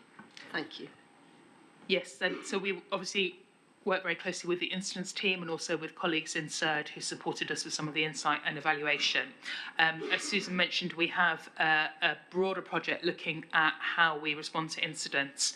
And so as part of that project, we have a ways of working work stream between policy, incidents, CERD and communications, which is really looking at some of the kind of minutiae about how we work together, because obviously in an incident, we need to react very quickly. And so that ways of working work stream is a way of kind of making sure that our processes are as streamlined and as fast as possible. Rebecca. And just to complete this, so in addition to the review of the comms approach that Claire has mentioned, there is a comprehensive lessons learned exercise underway about the management of the incident, Margaret, that brings in those issues that you've identified. Thank you. I mean, I think that well illustrates not only the sort of, future work on incidents, but also partnership working. And I think the experiences of working with the allergy charities is one that we should take forward into this issue about how we get to other vulnerable groups. Very conscious, for example, we've got the guidance that went out recently on cold smoked fish, and how are we telling people about that? And it also links back to the CBD conversation we had previously about how are we going to reach those vulnerable groups. So I think that I should be interested to see how how that mapping of who are the key partners that we can trust and rely on to help us in those cases. Yes, I think our partnership working is going to be essential there, and as you've suggested, Susan, we are looking to expand the relationships that we have with different groups who've got particular expertise or constituencies among people who are vulnerable in a food context. I think that's going to be important for two reasons. One, they can help us to reach these groups, but also they can advise us on messaging and really kind of the needs and kind of preferences of particular groups. We are, like every other government department, constrained in our budgets. We don't have the budgets for kind of big, broad brush advertising campaigns. And so being able to really sort of understand specific audiences and identify ways to reach them is increasingly important. Yeah, we can't do all the comms ourselves, but we can cascade it into other places. Rhian. Thank you. Great report, loads of work being done, so well done indeed. Just a couple of comments based on our discussions so far today that have come to me. So the first about misinformation. So we talked about it earlier on. How do we respond to misinformation? And I don't know where that fits in your next 12 months. It's probably in one of those buckets somewhere, but just because it's come up and we want, somehow we have to try to get away from the reactionary thing, although there's an element of that. So any thoughts you've got on that would be really welcome. The other parts Susan's just mentioned around the public understanding of novel foods. So CBD we've talked about today, and that we are sort of going to be up against a certain amount of perception amongst consumers, which and the same with anything else coming down the line. The rhetoric about certain new and interesting foods will get well ahead of us. And again, just your thoughts on how we help to shape the public's assessment and of those novel foods would be great. And then completely agree with the vulnerable audiences. I feel those are the people who it's our responsibility to help inform, but it's tricky. And then finally, just wonder where the food sector as a good place to have a career kind of fits in. I know we do a lot of work on trying to, but we talk so much about recruitment into local authority. How can we help young people, particularly as they select their careers, to kind of think about food as a good, and food safety as a good career to be in? Thanks. Great. Claire, I think it would be really interesting to hear your thoughts strategically about the sort of misinformation piece. And then, Katie, I wonder if you want to say something about careers, because I know you've been doing quite a bit with CIEH on this. Claire. Thank you. Yeah, thank you, Rhian.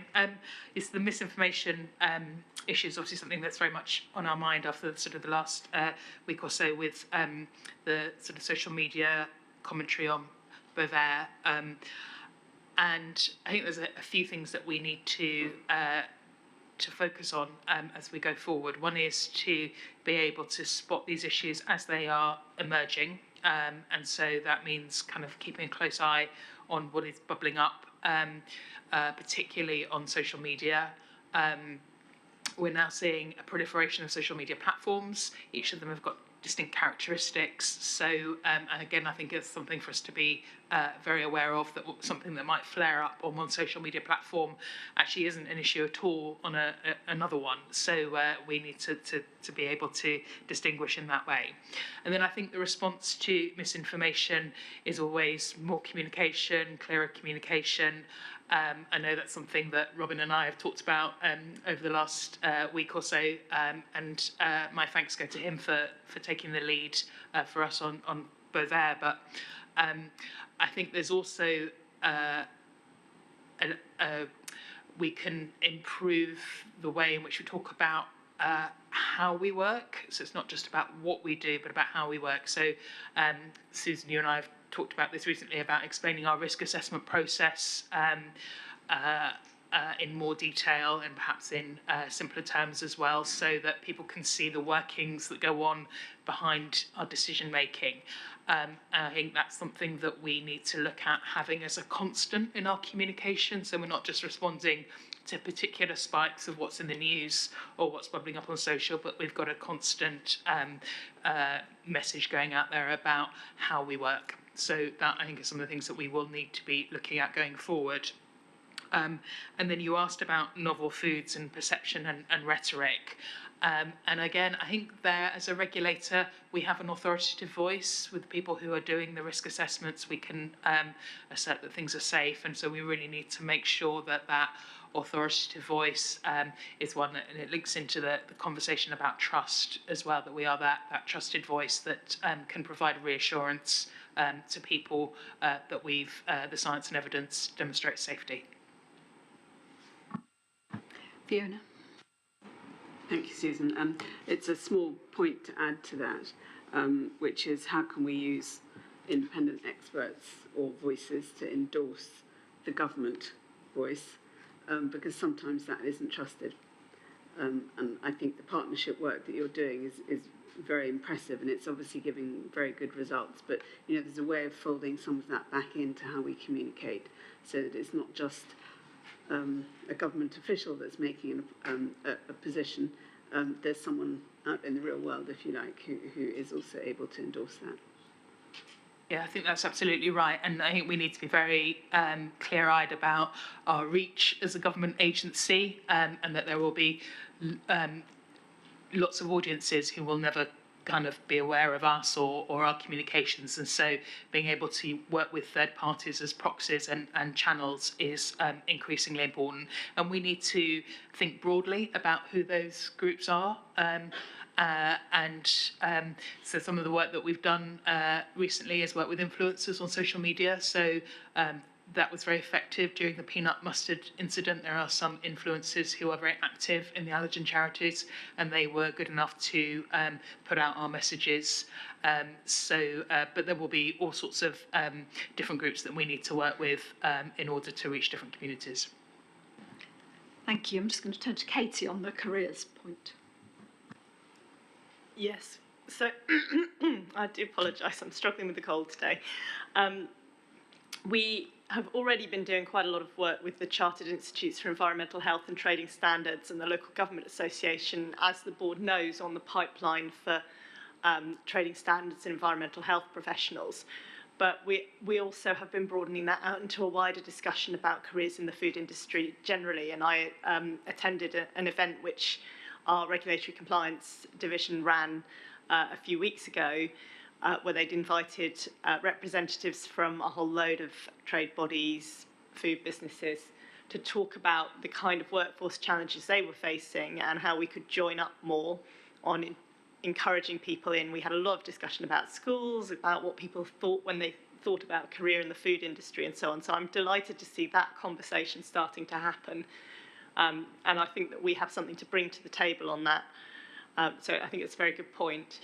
While I have the floor, may I say one more thing? And I suspect Junior was trying to come in and say this because I could see him at the time. But when we talk about reaching the right groups, particularly vulnerable groups in our communications as well.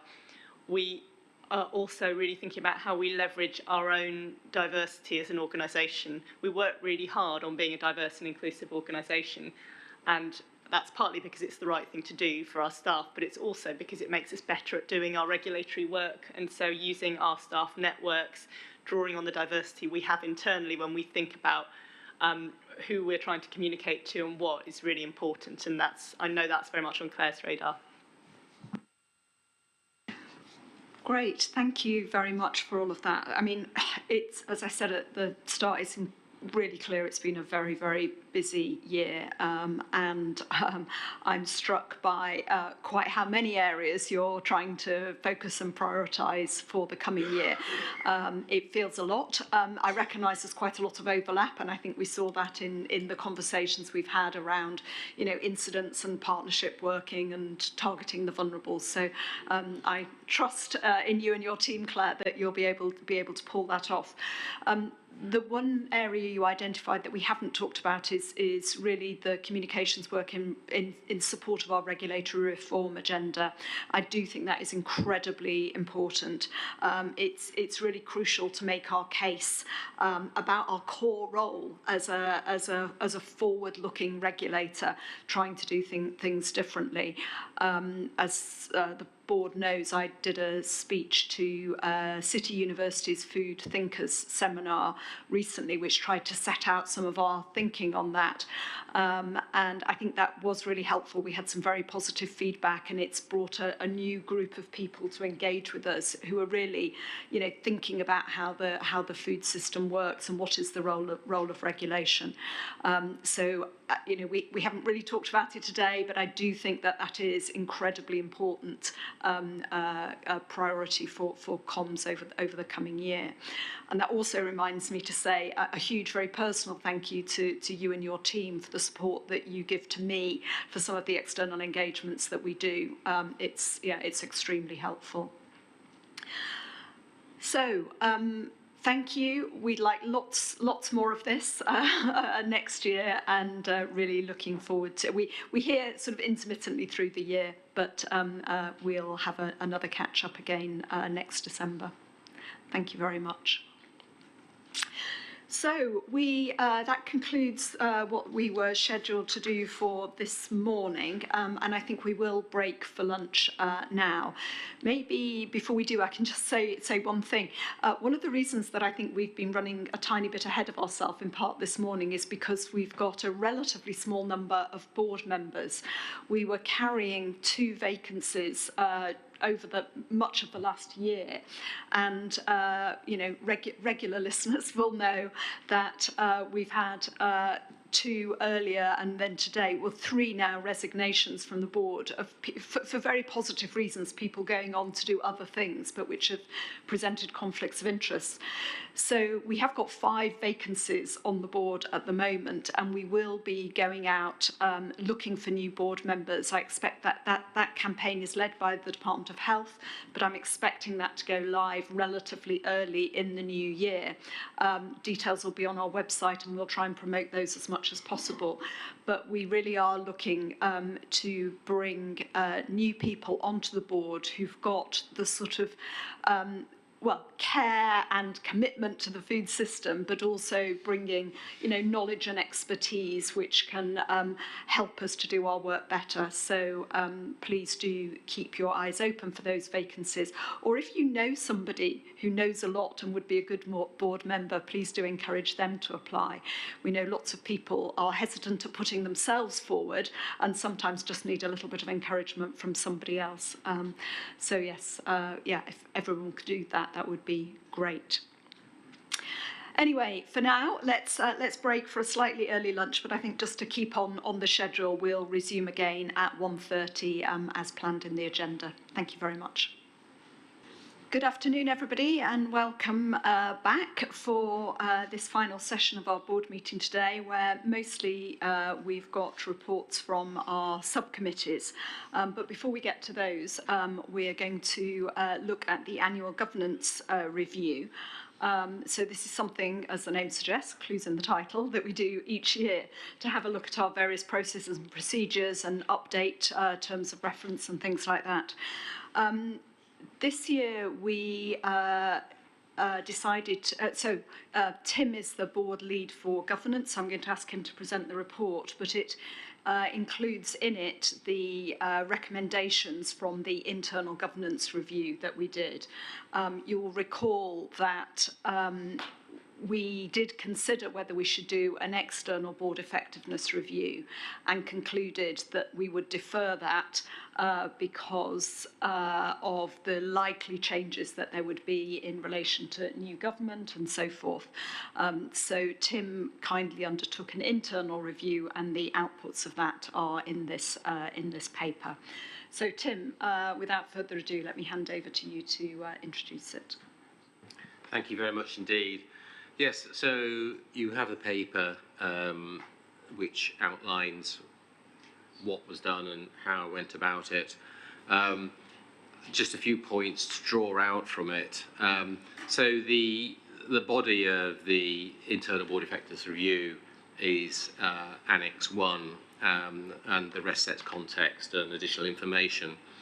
And I just, at the risk of repeating a little bit of what Susan just said, the aim really was to provide the opportunity for non-execs to give a verbal insight as to where they saw there were either pressure points or opportunities for improving governance.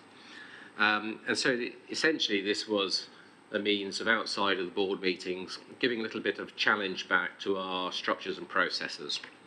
We'd previously had an external board effectiveness review done by Joe Cliff back in 2022, and that was quite extensive and went into a level of detail which has informed practice thereafter. But we wanted to go back and check to what extent that had happened, and also what more might be done. And just to provide validation from the perspective of the executive, so that we weren't sort of making observations that were perhaps not qualified by the day-to-day experience of the executive. I also had interviews with Katie and with Ruth Nolan. Interestingly, although slightly different language was used, quite a lot of the same issues came up. And I would say this, that none of them were of huge concern in the style of how we were doing things or what we were doing. I would say we're broadly on the right track in terms of governance. But there were a few observations around where there were opportunities to help move things forward, make them clearer, and to get a better understanding and to communicate that more effectively. So we got to the point where I summarised these recommendations, and they're itemised. There are 12 recommendations, and I should say that some of them haven't been quite overtaken but are already being attended to, and I think that demonstrates the pace of business that the FSA experiences. So, for example, around the appointments for NEDs, that's already in train, or shortly to be come out to open advert, and the observations made within the recommendations have formed part of that process. And I think it's useful just to have a little bit of a conversation. First, it'd be nice to check back with the membership that they recognise what's in the recommendations, because as those conversations weren't had collectively but as one-to-ones, you know, they are open to question and challenge. And I guess also that we identify those things that it is worthwhile turning our attention to, having just said that some of those issues are already being attended to. I will pick up on one of them in particular, and I suppose with anything to do with governance, there is a degree of process involved, and one can get sort of pulled a little bit into the detail. But it was just about how we manage the items that come to the board, both for informing the board itself in its business, but also given that we publish these papers for broader consumption as well, so people can understand the business that the FSA does, that they actually mean something outside of this room.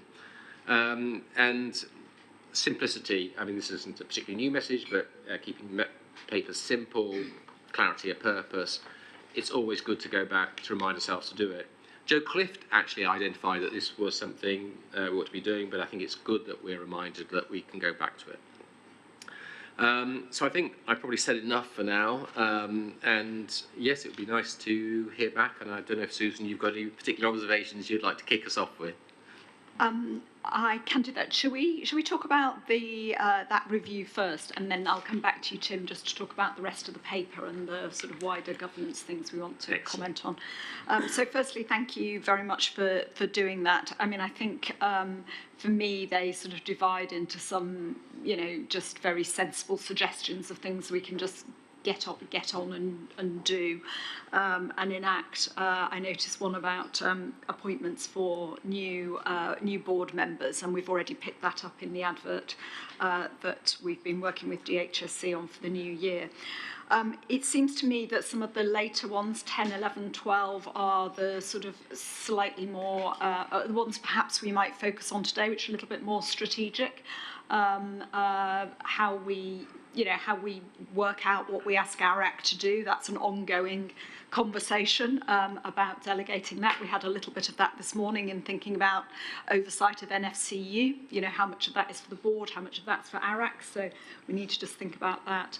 I think the issue of horizon scanning is a tricky one. We do try to do this, but I never am sure we're getting it right. But it's hard to know what we need to do to make it better. So I'd be interested in people's views on that.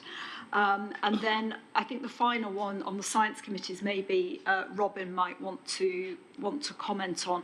I think about how we do that, and that may be something that we just ask Robin to pick up maybe into his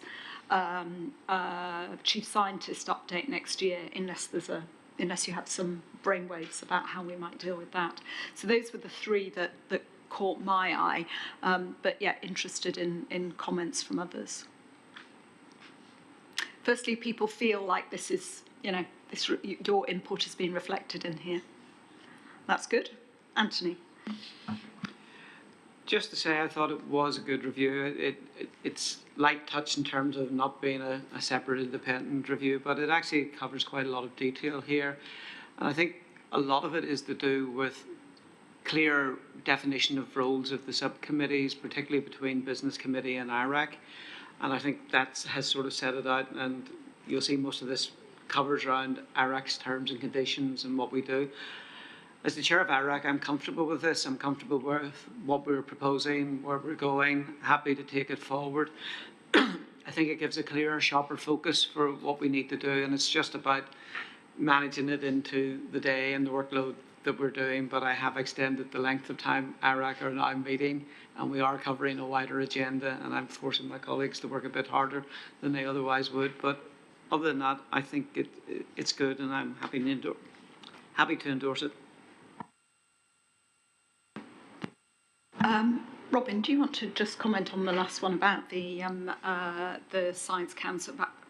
Yeah, no, absolutely. Yeah. So I think, I think actually this is a sort of mutual one. So I think Science Council would also like kind of closer engagement and more. I mean, my personal feeling, and I'd be grateful actually for board members' reflections, is the system we've just used recently, where John O'Brien as chair came to the retreat, and we had that very informal session. Felt to me like a very good way of getting that two-way dialogue. So if board members are content, I think that's something we should probably keep in rather than the more formulaic approach previously. I guess the other area that we have not previously done but might perhaps be relevant, particularly for very specialist science topics, I'm thinking about things like CCPs, for example, or precision breeding, we could consider whether it's useful to have individual members, either of Science Council or of our other SACs, kind of come and share that kind of direct relationship with the board at a private session, or indeed an open session if we wanted to. And then maybe just the last thing to pick up quickly on scientific advisory committees, which is a little bit lateral, but as the kind of assurance side. In my CSA report, you remember we talked about the audit process for members and conflicts of interest. That, just to let the board know, is now underway, and so that kind of higher level assurance will also be coming back in my report next year. Thank you. Margaret.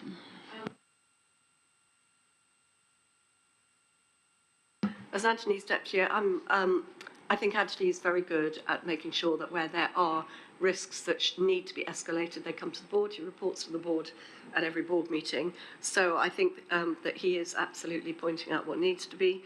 On the horizon scanning issue, obviously ARAC does horizon scanning to an extent, but I do think that we do and should continue to do as a board a certain amount of that on the really big issues like, I don't know, food security and the supply chain and things that might disrupt that when we have our board retreats. So, you know, they're both things that I think we should keep in both sort of setups because it's so important to do that horizon scanning. It might be useful for board members to understand the rationale about one of the recommendations, which is ARAC no longer doing regulatory audits on, for example, official controls, which are a risk to the FSA. I don't know whether you want to explain that, either of you. What we're actually saying is we won't get audit to audit, if I can put it to you like that. The audits of official controls is still being done by Nathan and his team. That'll go ahead. It's just we're not getting internal audit to report on the audit cycle itself. So Nathan will still come, still present the reports and still show us what they're doing. But we just won't be asking our head of internal audit to report on Nathan's own audit work. Hopefully that explains it. Well, as long as you understand it, Anthony, I'm content. There's a lot of auditors in the room, believe me, so there is. Oh, sorry. Good. Okay, well, thank you for that. The important thing, as ever with recommendations, is that they do get implemented. Some of them are, some of them aren't yet, some of them are a work in progress. And I note in particular the first one, address inertia, where there's opportunity for timely and proactive communication of ideas and policies, get FSA more on the front foot. And I guess I shall use that as my defence for the sessions this morning of pressing people to, just get on with it.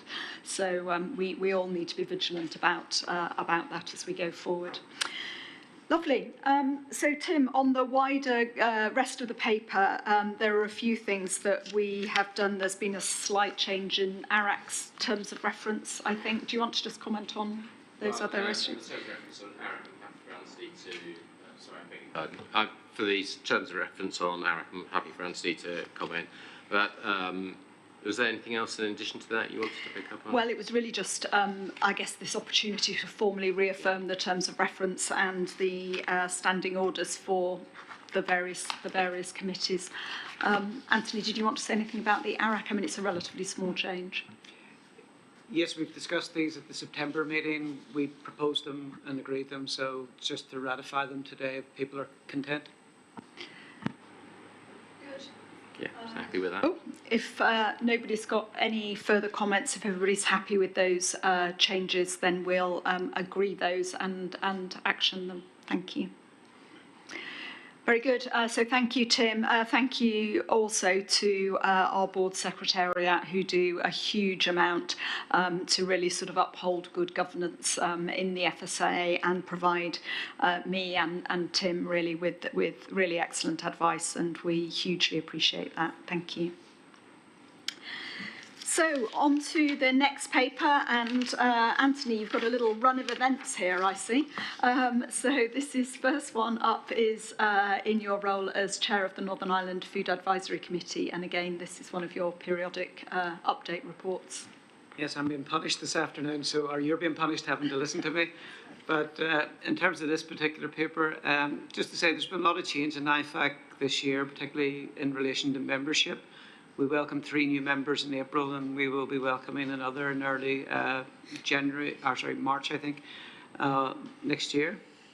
I'd like to put on record my thanks to the members who finished their terms during the course of this year, and also to the recruitment panel who helped us recruit those 4 new people. We've got very good people coming in as well, so it's excellent to see the quality of people who were applying and the interest that it generated.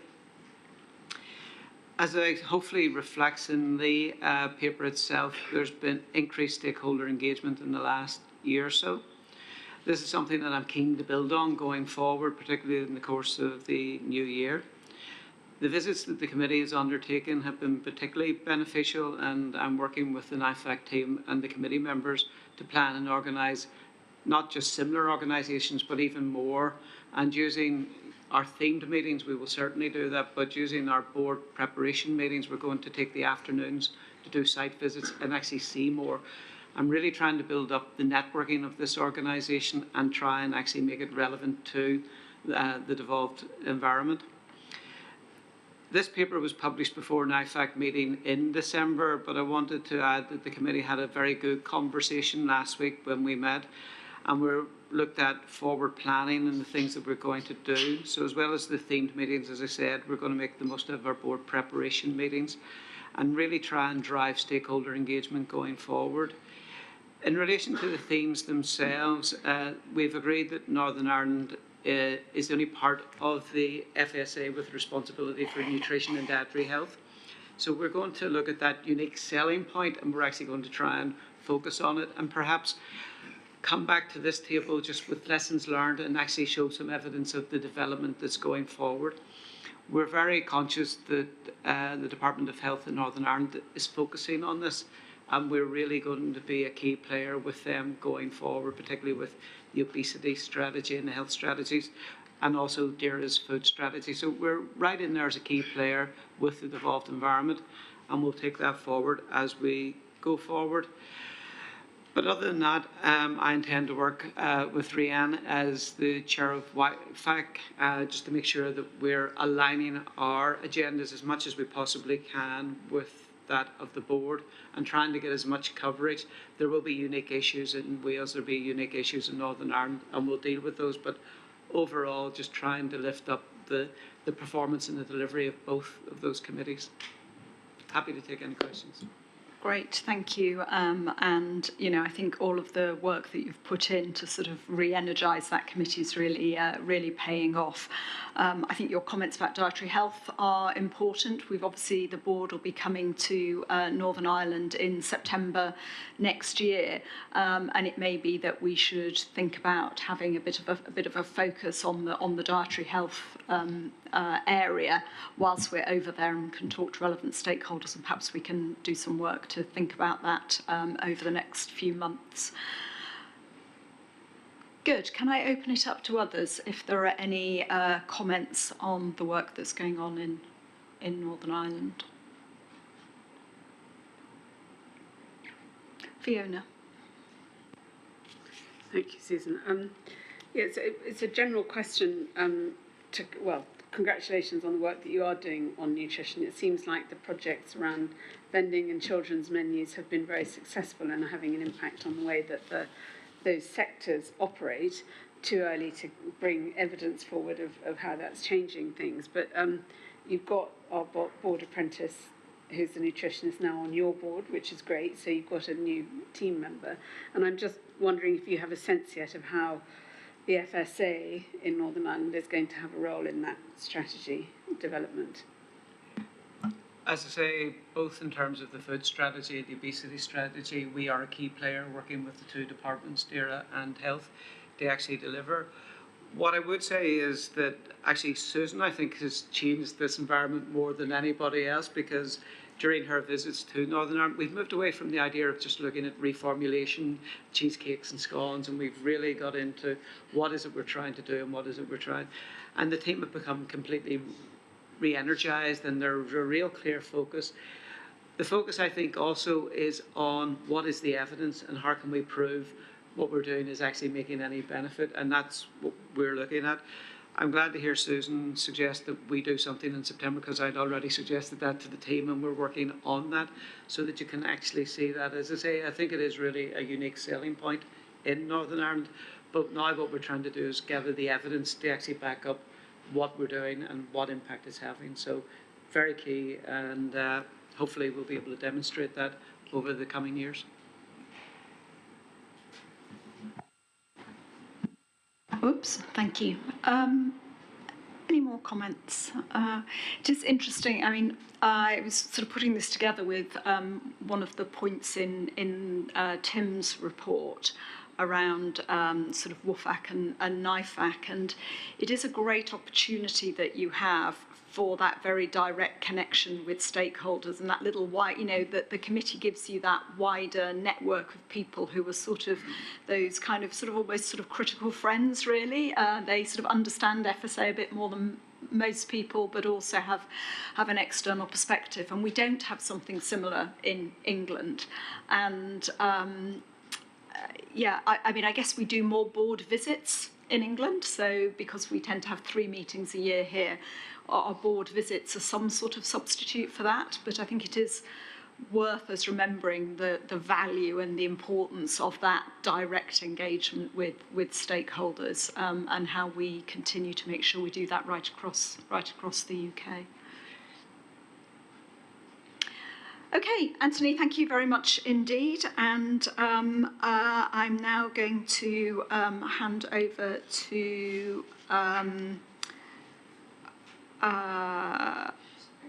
it's you again. I was just trying to think whether we're going. I'm so used to thinking of you and Rian as a pair. I was wondering whether we're going to have a report from Rian, but no, not today.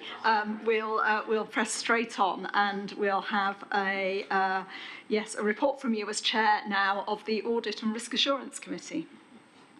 Thank you, and Rian will have an opportunity to speak, I think, maybe after this. So, yes, the report is very straightforward, so it covers the work that we did. Obviously, the big thing that we were planning to do was finalise the annual report, consolidate it and devolved accounts. Unfortunately, we were not in a position to be able to do that.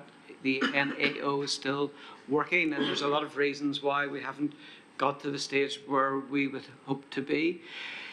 The deadline before Christmas recess is next Tuesday, the 17th. We are still certainly working towards that, although, if I'm being honest, I struggle to see how we can probably make it within the time, which means we will probably lay the accounts sometime in January before the 31st, which is the statutory deadline by which they must be laid. So that's really where the key factor is. I managed to persuade the committee, thankfully, to delegate authorisation and approval to yourself and to Katie for the accounts by correspondence once we go forward. So I'll take that forward, and hopefully as soon as the NAO are in a position to confirm the accounts, we'll take that in and take it forward. Everything else, it's there. Happy to take any questions, obviously. And just in terms of the delivery of official controls, you'll see that the head of the Operational Assurance and Excellence updated ARAC and will continue to update ARAC. So just referring back to that last point on the audit of official controls, that is an audit service in itself, and they will provide us updates on the audit work that they do. So we're not getting our internal audit to audit the audit service. Hopefully that's clear. I think I understood that this time around.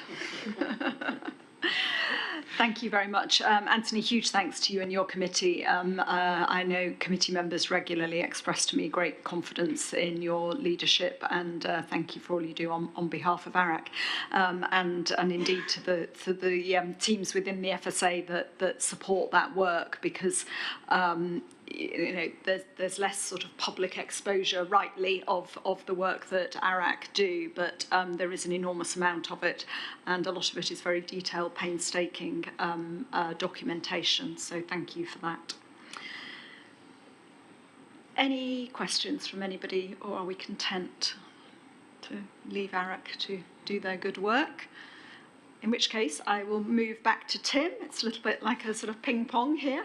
Back to Tim to give us his report as Chair of the Business Committee. Thank you. So yes, two groups of points to make here is, first of all, I think I'm just up to my first year now of having oversight of the business committee, and it's been evolving during that period. Not solely due to me, I think, but because in essence we're trying to characterise its role better and how it fits within the broader governance, and to get useful work from it, which is the focus on performance. And we do that on behalf of the board to try to make sure that it complements, not duplicates, work that the board does, but also ARAC as well. So we've got complementarity across our governance structure. And I'm pleased to say that if one looks at the report in front of you, one of the first aspects of that is, is there scope for duplication between the Chief Exec's report there and here? And I think we've certainly got, and many thanks to Katie for this, is we've got to the point, I think, where there is a complementarity and both add value. And so it provides us with insight, potentially for future meetings, but also for issues that are over and above the regular quarterly reports. In this meeting that we just had, I suppose there's a degree of triage, and I'm helped in that by Ruth, as to where we really want to focus our challenge. I should stress that we highlight 3 areas here where the challenge went into some depth, but I can reassure the board that we actually go through all the areas and test for ourselves that whether or not we're satisfied with the progress, whether things need to be reported back to the board over and above the reports that are given to us. So let's just quickly go through these incidents and our response. We did challenge how these are being reported and understood the complexity of the breadth of different incidences. And I think we were reassured around the performance that we were on track to have a consistent approach, that approach was effective. But we need to keep a watchful eye so that we can actually marshal an effective response on a routine basis, should we need to. On market authorisations, I think we've already heard today where we got to on regulated products, and certainly the performance is improving, and we certainly understood better the position in regards to statutory instruments to enable things to progress even further. Local authority delivery did give us some cause for concern. We work on a traffic light system, a RAG rating system, and certainly around the data that was provided from SurveyMonkey did give us cause for concern. We just saw a bank of reds. I wanted to scrutinise that further, and we certainly got to understand that quite a bit of that was in part due to the mechanism that we use through the subjectivity of the data that we look at, and that's certainly something that's already being looked at.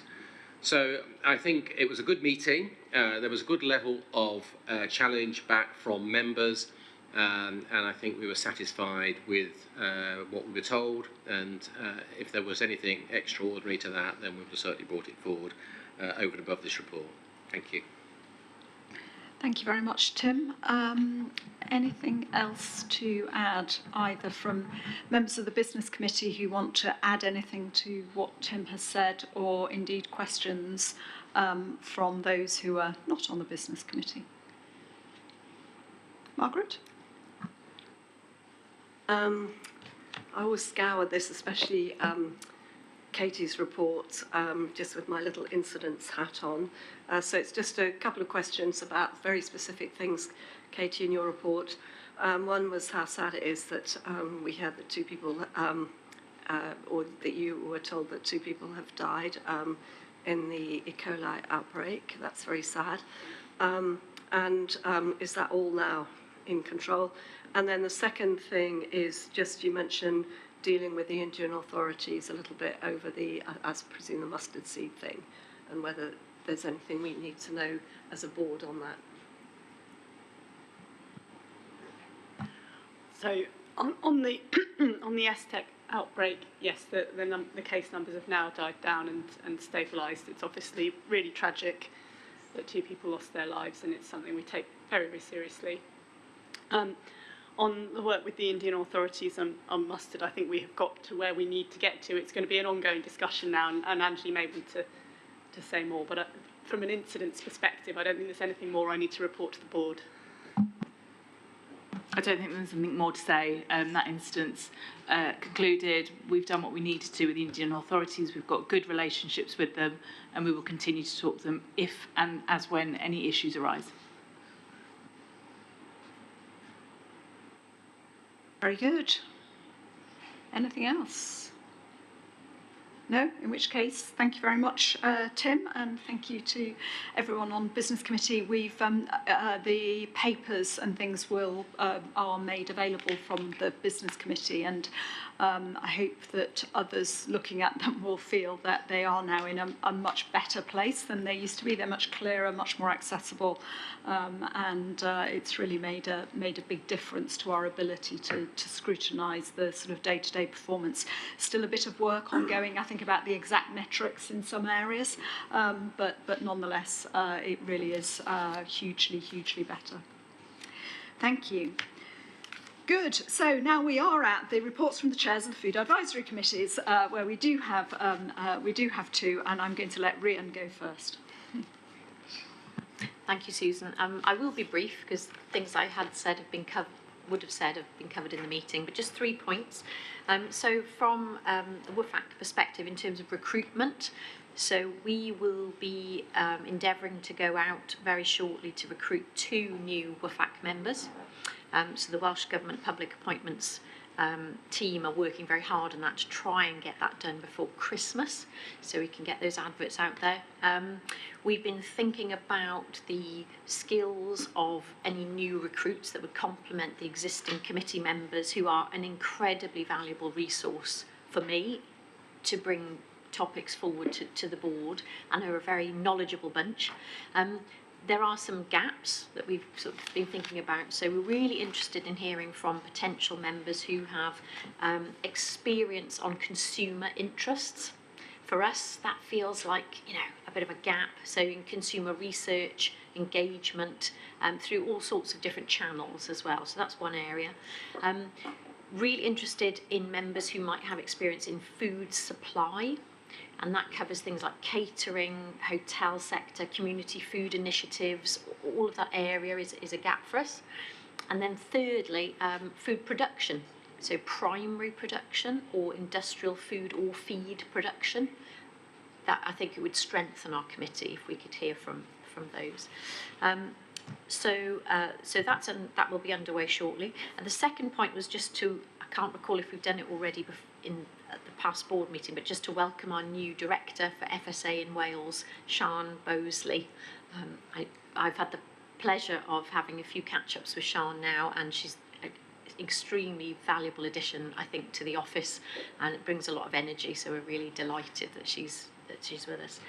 The third point then is the work that's ongoing to harmonise some of the topics we look at in relation to what NIFAC are looking at, and trying to get ahead of the curve somewhat in those topic areas. So we've yet to agree them, but the sorts of topics we could look at in the next themed meetings, one would certainly be around animal feed. I think we could get a really good briefing on animal feed. It's such an important part of what the FSA does, and arguably we could learn more about that. The work around nutrition, we've mentioned it, could possibly coincide with a joint meeting with NIFAC and the September board. So that would all come together very well. We could always stand to learn more about what the FSA in Wales does, so the team in Wales and their work with Welsh Government. Sometimes we forget that none of the WFAC committee members are involved in any of that, and so we've got to actively learn about that. And then there's definitely scope to learn more about the work of the Future Generations Commissioner and his work in the area of food and how important it is.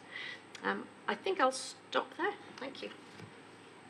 Thank you very much, Rhian. That was really helpful. I know my office are trying to get in touch or set up a meeting with the Future Generations Commissioner, so we'll obviously keep in close contact over that.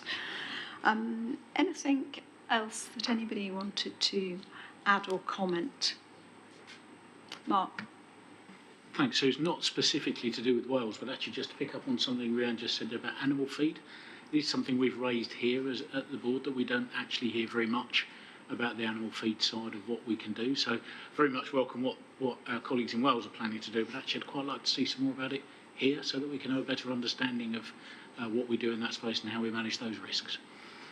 Okay, let's take that one away and think about how best to do that, and what is it that we need to expose more to the board, and whether that's in a paper or whether that's some other briefing for us. Anthony. Just NIFAC has done a couple of visits to animal feed plants, the milling of it, and also we've worked with NIDA, the trade body that looks after animal feed coming in. And if you are interested, certainly when the board comes to Northern Ireland, we can have a look at putting on something like food filters and giving you a demonstration of that, if that would be of interest. But just to let you know, we are focusing specifically on grain and animal feed as well going forward.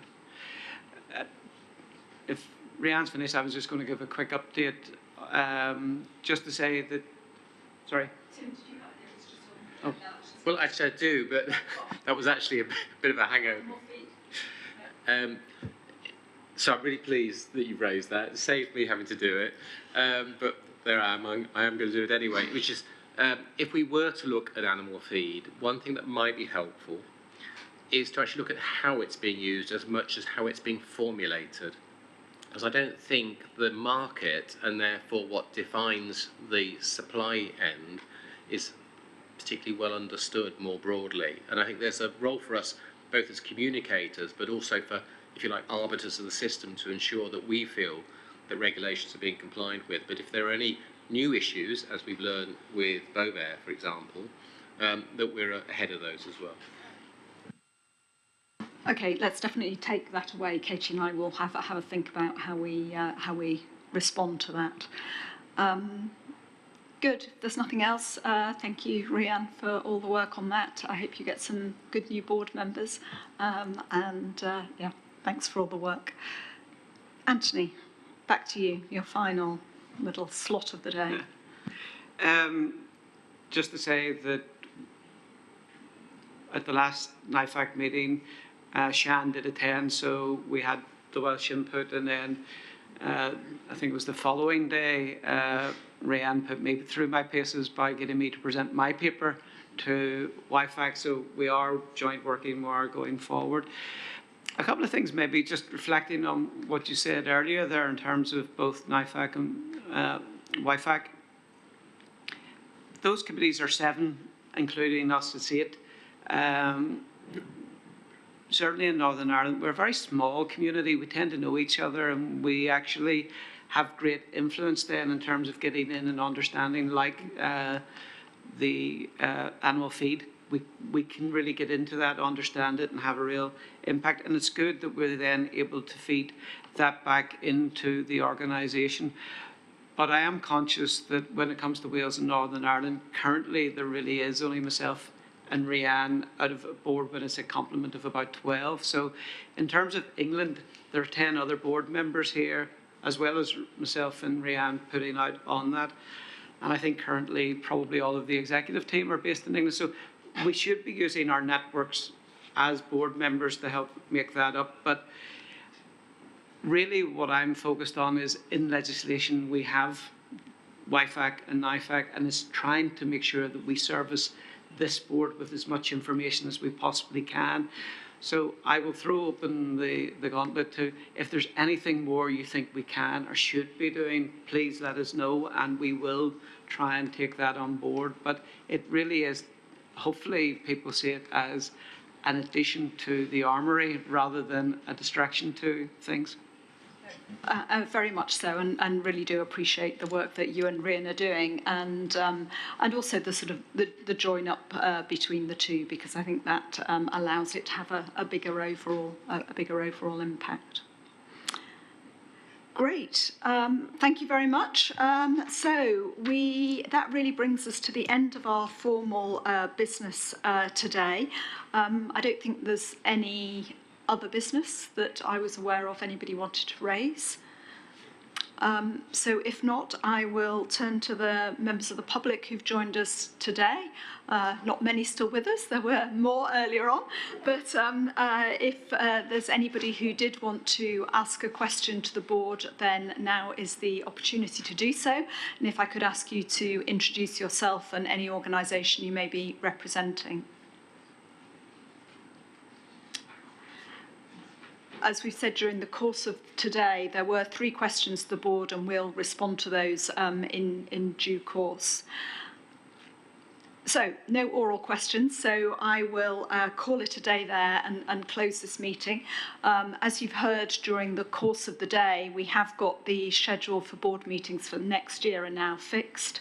We're going to meet in Hull in March. I think that's the first time the board has visited there. Then we will be somewhere on the south coast, not exactly decided, but the sort of south coast heading towards the west in June.